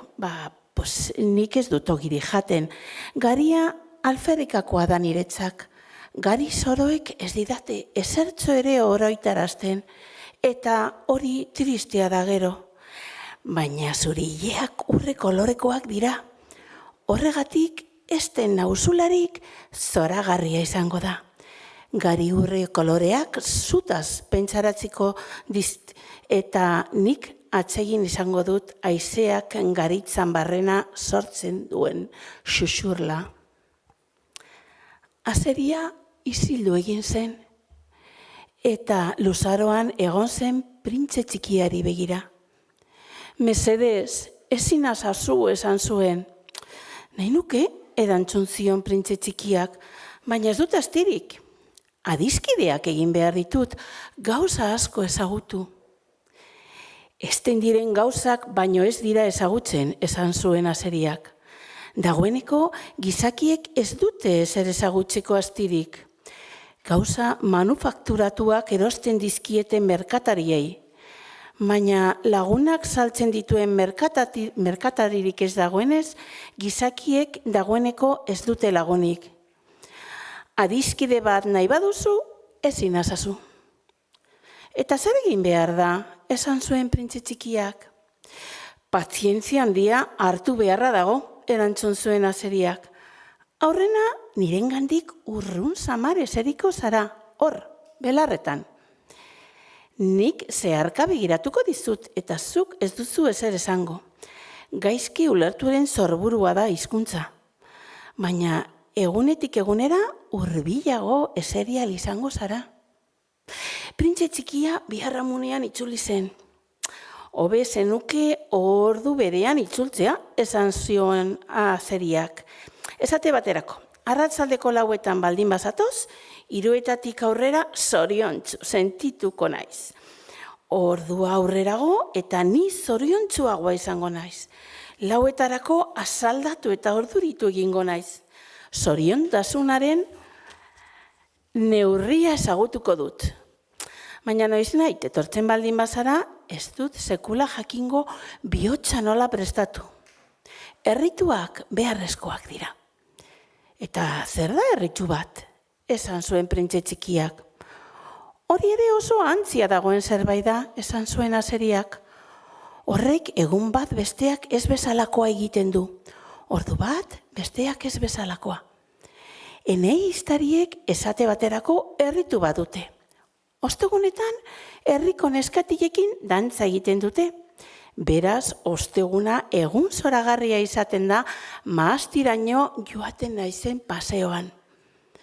Baina iztariek noiz nahi dantza egingo balute, egunak oso elkarren antzekoak izango lirateke, eta nik ez nuke oporreldarik txikiena ere izango.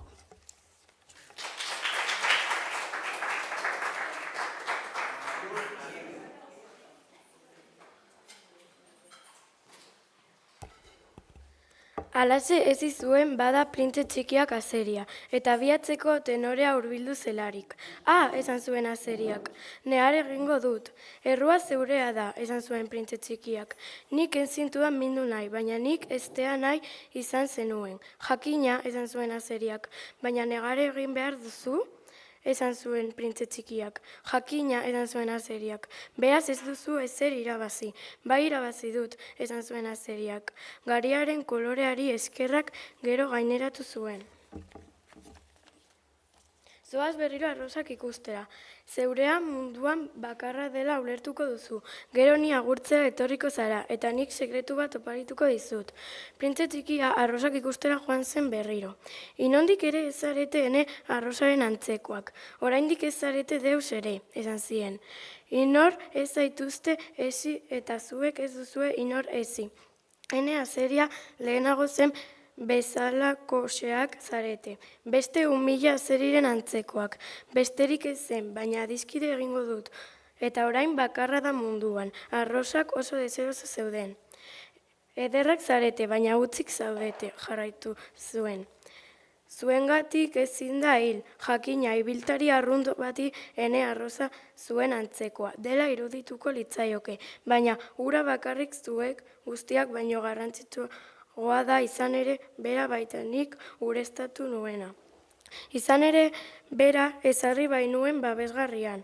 Izan ere bera gerizatu bainuen bionboarekin. Izan ere beldarrak akabatu behar izan bainizkion. Tximeleta bihurtu ziren bizpahiru izan ezik. Izan ere kezatzen arropuzten edota batzuetan isiltzen ere entzun bainuen. Izan ere ene arroza baitzen.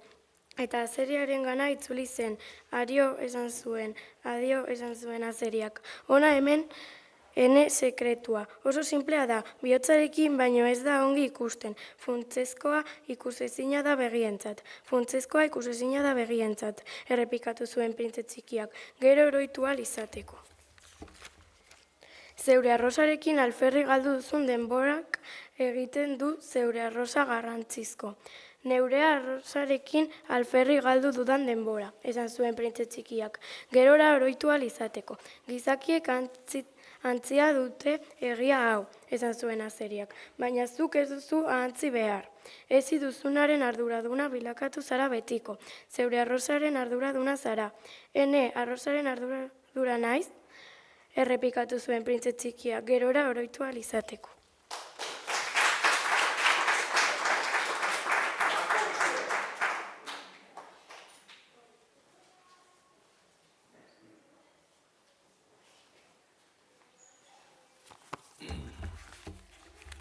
Egunon, esan zuen printze txikiak, egunon, esan zuen orrazainak. Zer egiten ari zara hemen, esan zuen printze txikiak. Bidaiariak miakako mutxotan zelkartzen ditut, esan zuen orrazainak. Haiek daramatzaten tresnak zuzentzen ditut, batzuetan eskuinerantz eta besteetan eskerrerantz. Eta tren espres argistatu batek tumorearen arrabotzarekin orrazainaren kabina dardarazi zuen. Oso presakadoaz osan zuen printze txikiak, zeren bila dabiltza, tren makinako gizonak berak ere ez daki, esan zuen orrazainak. Eta beste tren espes argistatu batek kontrako norabidean burrunbatu zuen. Dagoeneko itxulian aldatoz, galdegin zuen printze txikiak.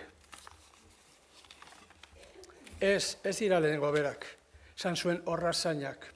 Aldaketa bada. Ez hauze den, posi zauden tokian. Norbera sekula ez da posik egoten dagoen tokian, esan zuen orrazainak. Eta hirugarren espres argistatu baten trumoiak arrabotz egin zuen. Lehenengo bidaiariei jarraitzen aldiete, galde egin zuen printze txikiak. Ez jote ezertxori jarraitzen, esan zuen orrazainak. Barnean, lotan eta rausika doaz. Aurre bakarri zapaltzen dituzte beren sudurrak kristalaren kontra. Aurre bakarrik dakitezearen bila dabiltzan, atera zitzaion printze txikiari. Trapuzko panpina batekin alferri galtzen dute denbora. Eta ura oso garantzizko bilakatzen da, eta behin kenduz gero negarrez hasten dira. Zorioniko dira, esan zuen orrazainak. Egunon, esan zuen printze txikiak, egunon, esan zuen saltzaileak. Egarriak entzen dute pilula perfezionatuen saltzailea zen. Astean behin, bar hartuz gero, ez dadateko behar gehiagorik izaten. Eta zergatik ari zara hori saltzen, esan zuen printze txikiak. Denbora asko aurreratzeko, esan zuen saltzaileak. Jakitunek kontuan atera dituzte, eta astean 53 minutu aurrezten dira. Eta zer egiten da 53 minutu horiekin? Nahi den egin daiteke. Nik egin zuen printze txikia bere baitan. 53 minutu banitu, astiro, iturri batera joango nintzateke.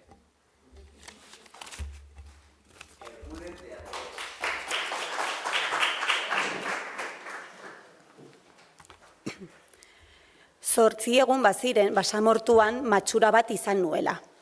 Eta saltzaiaren historia entzuten ari nintzen bitartean, neure ur horniduren azken tanta edan nuen. Ai, esan nion printze txikiari. Zure oroitzapen horiek zinez polita dira. Baina oraindik ez dute gazkina konpondu, ez dute datekorik, eta ni ere postu egingo nintzateke iturri batera astiro joan ahal izango banintz. Ene azeria dizkidea, esan zuen. Ene gizontxo hori, ez gara azeriazari. Zergatik? Egarri zilko garelako. Ene arrazoi bidea ulertu ez eta erantzun zidan. Naiz eta hiltzeko zorian egon, ongi dago adiskide bat edukizana. Ni pozarren nago azeri bat adiskide egin nahi izanaz. Ez da arriskoaz jabetzen, esan nion neure buruari. Sekula ez dago edo garri, nahikoa du hau eguzkapur bat. Baina begira geratu zitzaidan, eta ene arrazoi bideari erantzun zion. Ni ere egarri naiz. Benga, bila dezagun putzu bat. Nekadura imintzio bat egin nuen. Alferrikakoa da. Basamortuaren haundian, putzu bat nola nahi bilatzen astea. Eta alare, ibiltzeari ekin genion. Hainbat ordutan, isiltasunean ibili ostean, gaua etorri, eta izarrak argitzen hasi ziren. Eta metxetan bezala, ikusten nituen, egarriak eragindako sukar apur batekin. Printze txikiaren hitzak dantzan ari ziren ene memorian. Beraz, zu ere egarri zara, galdegin nion. Baina berak ez zion ene galderari erantzun. Besterik gabe esan zidan. Ura, bihotzerako ene ere ona izan daiteke. Erantzun ura ulertu ezarren, isildu egin nintzen. Ongitxonekien ari ez hitzaiola galderarik egin behar. Nekatua zegoen, eseri egin zen, ni alboan eseri nintzaion. Eta isilune baten ondotik esan zuen. Izarrak ederrak dira, ikusten ez den lore bat dela medio. Jakina erantzun nion, eta areak ilarkipean erakusten zituen zimurrei begiratu nien. Basamortua ederra da, gaineratu zuen. Eta egia da, betidanik maite izan dut basamortua. Areazko muino batean eser zaitezke. Ez duzu ezer ikusten, ez duzu ezer entzuten, eta hala ere zerbaitari da isilka distiratzen. Putzu bat nonbait ezkutuan izateak, esan zuen printze txikiak, horrexek edertzen du basamortua. Harritu egin nintzen, bat-batean, area gaineko distira misteriotsu hura zer zen ulertu nuenean. Mutikotan, etxe zahar batean bizi nintzen, eta kondairaren arabera, bertan altxor bat zegoen ezkutaturik. Jakina, inork ezin izan zuen sekula aurkitu, eta behar bada bilatu ere ez zuen inork egin. Baina etxe guztia xarmaz beteta zuen. Ene etxeak sekretu bat gordetzen zuen bere bihotzaren barnean.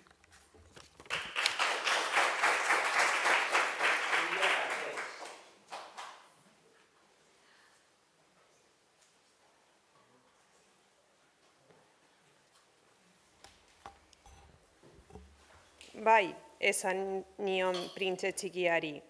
Etxea dela, izarra edo basamortua direla, hain edertasunaren funtsa ikusezina da. Posten naiz, esan zuen, ene azeriarekin bat zatozelako. Printze txikia lo geratzen ari zenez, besoetan hartu eta bideari ekin nion. Unkiturik nengoen. Irudipena nuen altxor auskor bat neramala. Irudipena nuen, halaber lurrean ez zegoela ezer auskorragorrik. Eta begiratu egiten nien. Ilargiaren argitan, haren kopeta zurbilarik begi itxiei haizean dardaka zebilzkioen hile zerloi eta neure buruari esaten nion. Azala baino ez naiz ikusten ari. Garrantzitsuena ikusezina da. Espainetan irriño bat ikusi nionez neure artean jarraitu nuen. Printze txiki lokartu honengan lore batekiko duen fideltasunak liluratzen nau. Edota argiontzi baten zulamak bezala, berarengan distiratzen duen arroza baten irudiak baita lo dagoenean ere. Eta are auskorrago sentitu nuen. Argiontziak ongi babestu behar dira, haize bolada batek itzali egin ditzake. Eta halaze, ibilian egun sentiarekin putzua aurkitu nuen. Gizarkiak esan zuen printzie txikiak, ur lasterretan murgitzen dira, baina ez dakite zeren bila dabiltzan. Orduan, azaldatu egiten dira, eta itzuli mitzulika hasi. Eta gaineratu zuen, ez du merezi. Aurkitu genuen putxak ez zuen Saharako putzuen antzik. Saharako putzuak haren egindako zuloak besterik ez dira. Harako hark ostera herri bateko putzua zirudien, baina han ez zegoen inongo herririk eta ametsetan nengoela uste nuen. Harrigarria da, esan nion printze txikiari. Dena prest dago, txirrika ontzia eta soka. Berak irri egin zuen, soka ukitu eta txirrikari eragin zion. Eta haizea luzaroan lokarturik egon ostean haize horratzak zahar batek nola alatzu hasi zen txirrika kirrinka. Entzun alduzu, esan zuen printze txikia. Putzua esnatu dugu eta kantua hasi da. Nik ez nuen nahi ahaleginik txikienak ere egin zezan. Utzi dazu niri, esan nion. Zuretzak astunegia da. Ontziak astiro jaso nuen puntzuaren kaleraraino. Eta ongi egokitu nuen balantza egin ez esan. Txirrikikak kantari jarraitzen zuen eta ene belarrietan eta artean dardaka ari zen uretan eguzkiak ikusi nuen dardaran. Ur honen egarri naiz, esan zuen printze txikiak, emadazu edaten. Eta orduan ulertu nuen zeren bila zebilen. Ontzia Espainetaraino jaso nion, begiak itxirik edan zuen. Festa bat bezain ederra zen guztia. Ura elikagaia ez baina beste zerbait zen. Izarpean egindako ibilaldian sortu zen, txirrikaren kantuan, ene besoen zazpia aletan.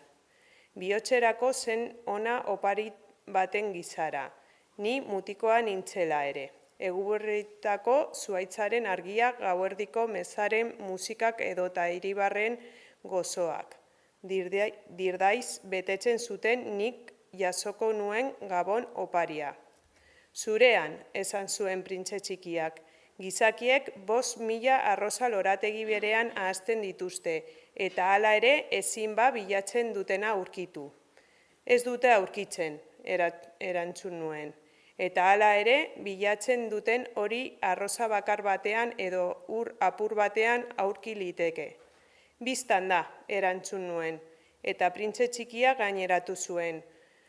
Baina begiak, itsuak dira, bihotzarekin bilatu beharra dago.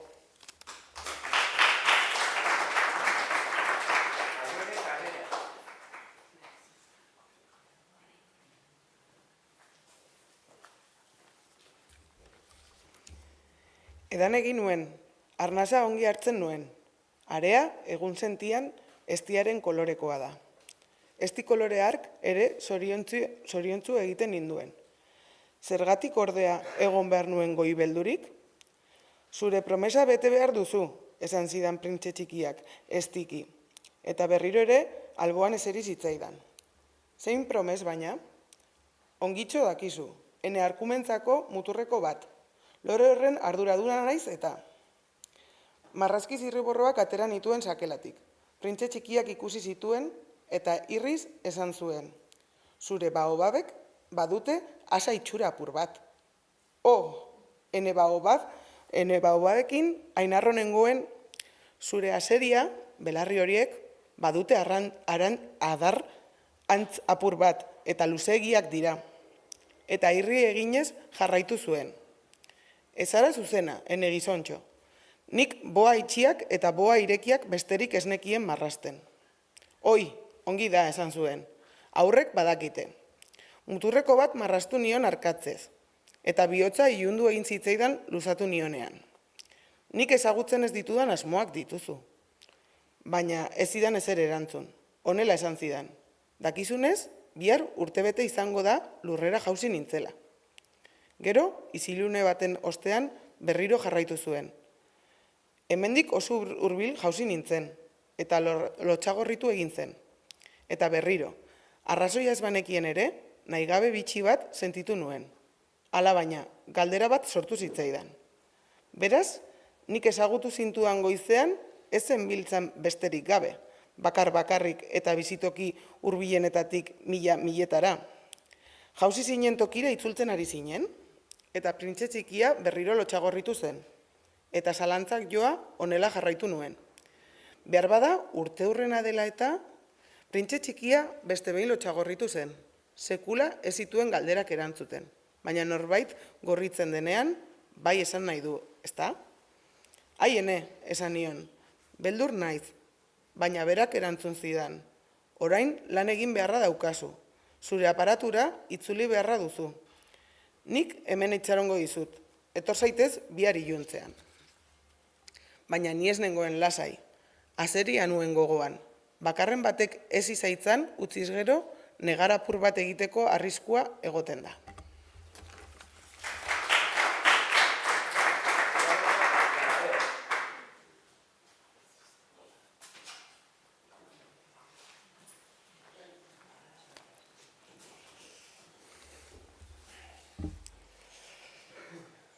Zuaren alboan, harresi zahar baten hondakinak zeuden.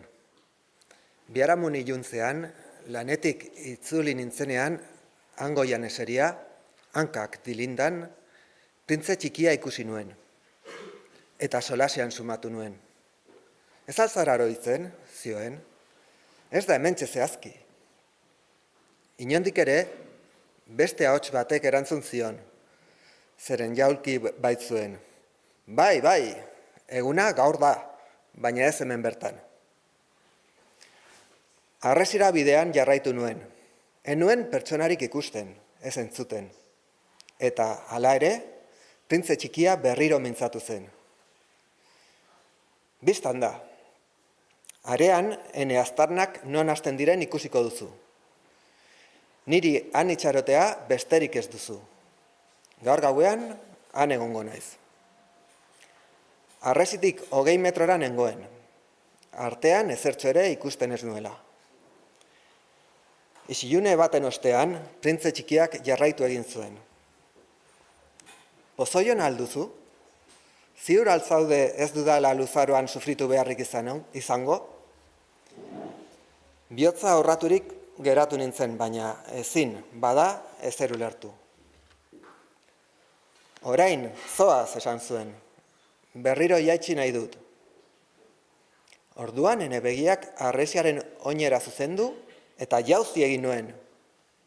Hantxe zegoen, printze txikiaren gana luzatua, 30 segundotan edonor akaba dezaken suge horietako bat.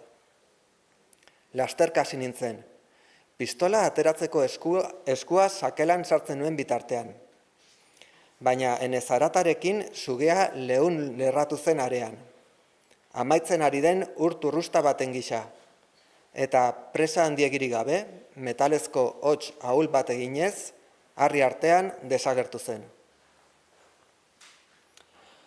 Harresiraino garaiz iritxirik, besoetan hartu ahal izan nuen ene gizontxoa. Une hartan elurra bezain zuri zegoena. Ze kontu dira hauek? Urein zugeekin ere mintzatze zara? Beti soinean zeraman bufanda askatu nion. Lokiak busti eta edaten eman nion. Eta orduan enintzen besterik galde egiteko gai izan. Tinko begiratu zidan.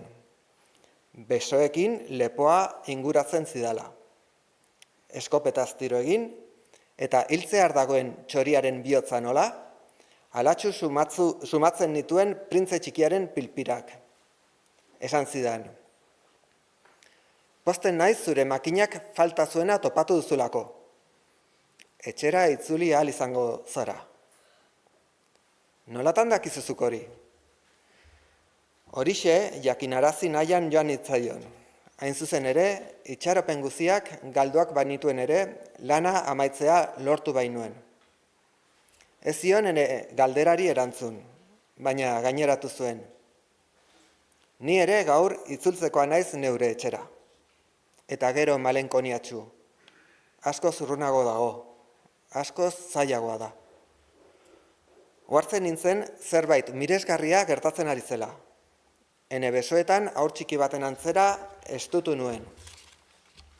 Eta hala ere, bazirudien handik amildegi batera irristatzen zitzaidala. Eta nik ezin niola eutsi. Begirada serioa zuen. Urrun baino urrunago galdua. Zure arkumia daukat.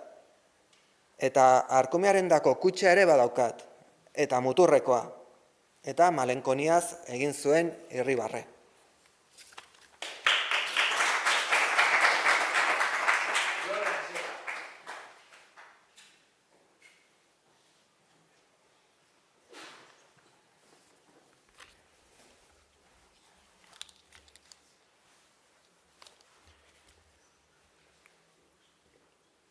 Luzaroan egon nintzaion zain. Apurka-apurka bere onera etortzen ari zela sumatzen nuen.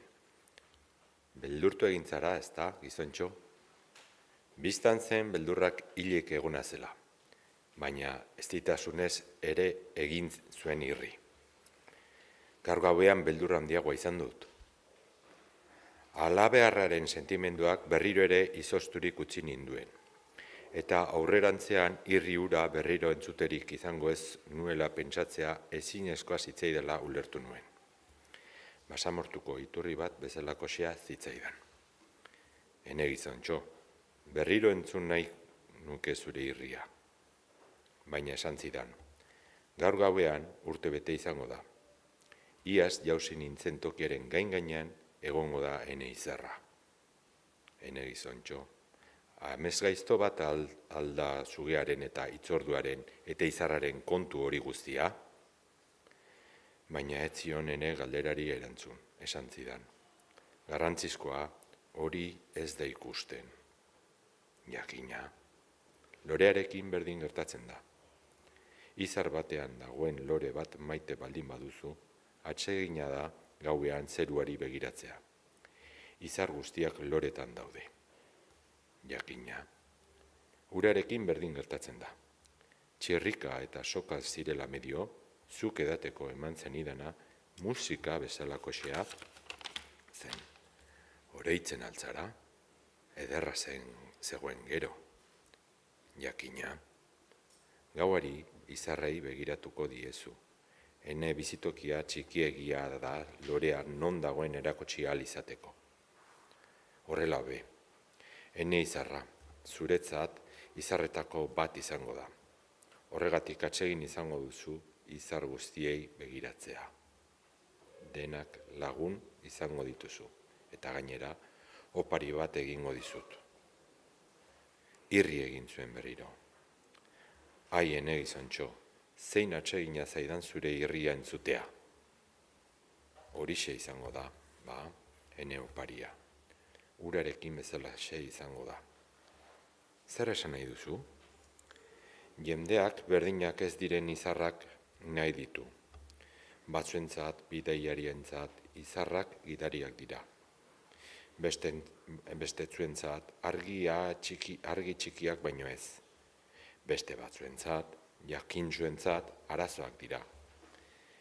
Ene negozio gizonarentzat urreak ziren, baino izar guztiak isilean daude. Zuk izango dituzu izarrak ez ditu beste inortxok ere izango. Zer esan nahi duzu?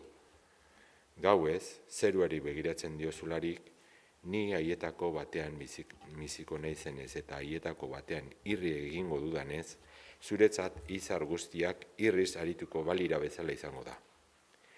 Irri egiten dakien izarrak edukiko dituzuzuk.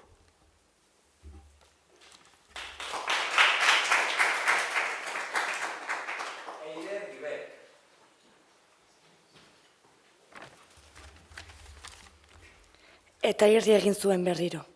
Eta kontsolaturik sentitzen zarenean, beti lortzen dugu kontsolamendua, pozik egongo zara ni ezagutu izanaz. Beti izango zara ene adiskidea. Nirekin batera irri egin nahi izango duzu. Eta batzuetan leihoa zabalduko duzu. Besterik gabe, atseginagatik. Eta zure lagunak harritu egingo dira zu zeruari begira eta irriz ikustean. Orduan esango diezu. Bai, izarrak, beti irria eragiten didate. Eta erotzat hartuko zaituzte. Horra ene bihurrikeria. Eta irri egin zuen berriro. Izarren ordez, irri egiten dakiten kriskitin nimino pila eman banizu bezalase izango da. Eta irri eginez jarraitu zuen. Horren ostean, berriro ere kopeta jundurik, gaur gauean badakizu. Ez zaitez etorri. Ez zaitut utziko. Oinaz ez nagoela irudituko zaizu. Hilzorian nagoela. Hala da, ez zaitez hori ikustera etorri. Ez du merezi. Ez zaitut utziko. Baina bera kopetilun zegoen. Hau, sugearengatik ere badiotxut. Ez dizu heldu behar. Sugeak makurrak dira. Atsegin utxagatik ziztatzen dute. Ez zaitut utziko. Baina zerbaitek lasaitu zuen. Egia da, bigarren ziztadarako ez dutela pozoirik izaten. Gau hartan ez nuen abiatzen ikusi. Isilpean aienatu zen. Bera harrapatzea lortu nuenerako irmo zijoan, urrats azkarretan. Hau besterik ez zidan esan. Oi, hor zaude. Eta eskutik heldu zidan, baina berriro nahi gabetu zen. Gaizki egin duzu, sufritu egingo duzu. hil egin naizela emango du, eta hori ez da horrela izango. Ni isilik nengoen. Ulertzen alduzu? Urrunegi dago, ezin dut gorputz hau eraman, astunegia da. Ni isilik nengoen. Bertan bera utzitako zuhaitz azal zahar bat bezalakosea izango da. Zuhaitz azal zaharrak ez dira tristeak. Ni isilik nengoen.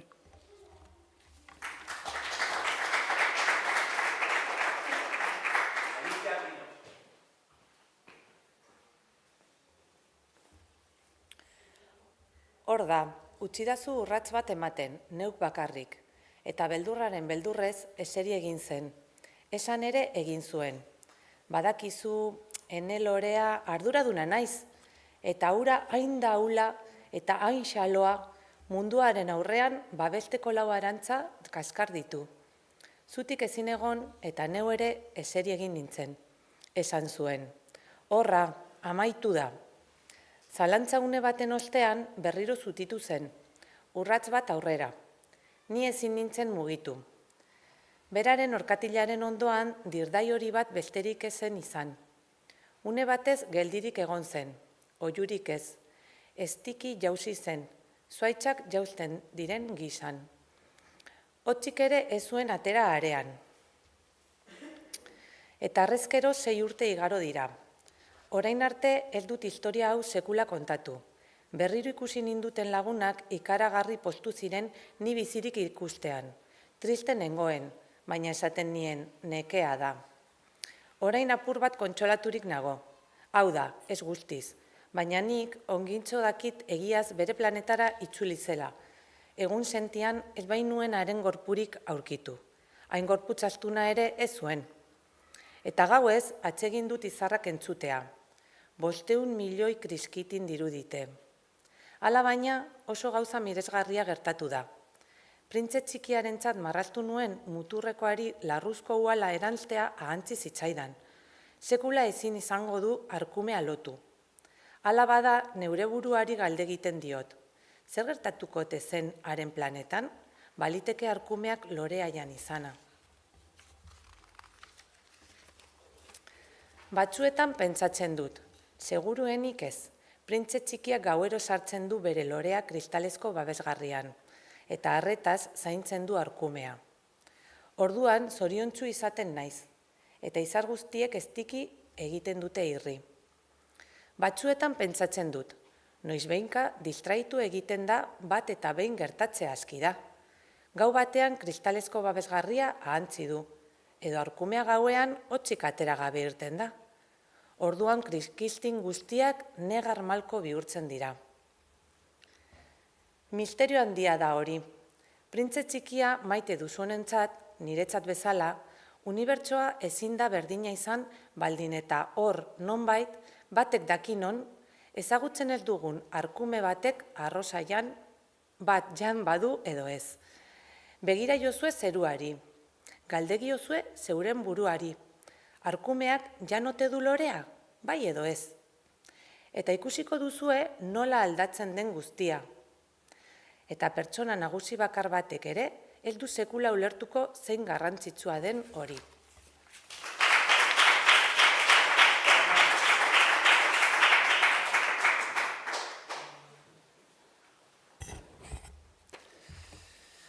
Ene ustetan, hause da munduko paisaiarik ederrena eta tristeena. Aurreko orrialdeko bera da, baina berriro marraztu dut zuei hobeki erakustearren. Lurrean, hementxe agertu zen printze txikia, hementxe desagertu. Begira jozue paisaia honi harretaz, hartara, egunen batean, Afrikara bidaia bat egiten baldin baduzue, ziur egon zaitezten ezagutu egingo duzuela. Eta, noizbait, hortik garotzea suertatzen baldin bazaizue, arrenka eskatzen dizuet, ez izan presarik, itxaron ezazue apur batean izarraren azpi-azpian. Orduan, aur bat inguratzen baldin bazaizue, irri egiten badu, hile urre kolorea badu, galdegin ez gero erantzuten ez badu, berehala igarriko diozuen orden, alabada adeitsuak izan. Ena azazue hain tristerik utzi, lehen bailen idatz iezadazue, printze txikia itzuli dela esateko.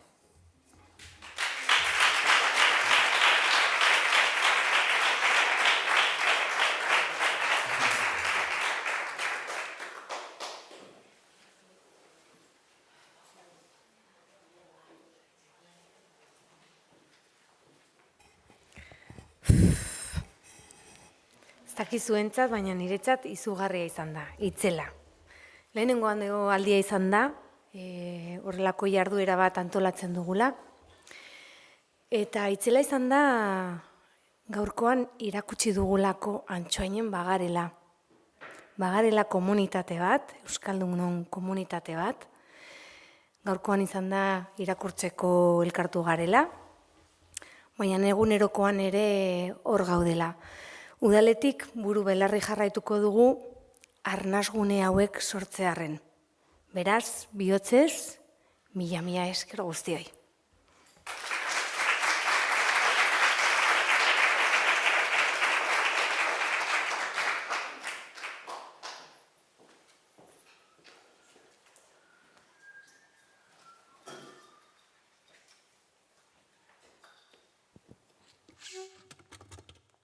Thank you.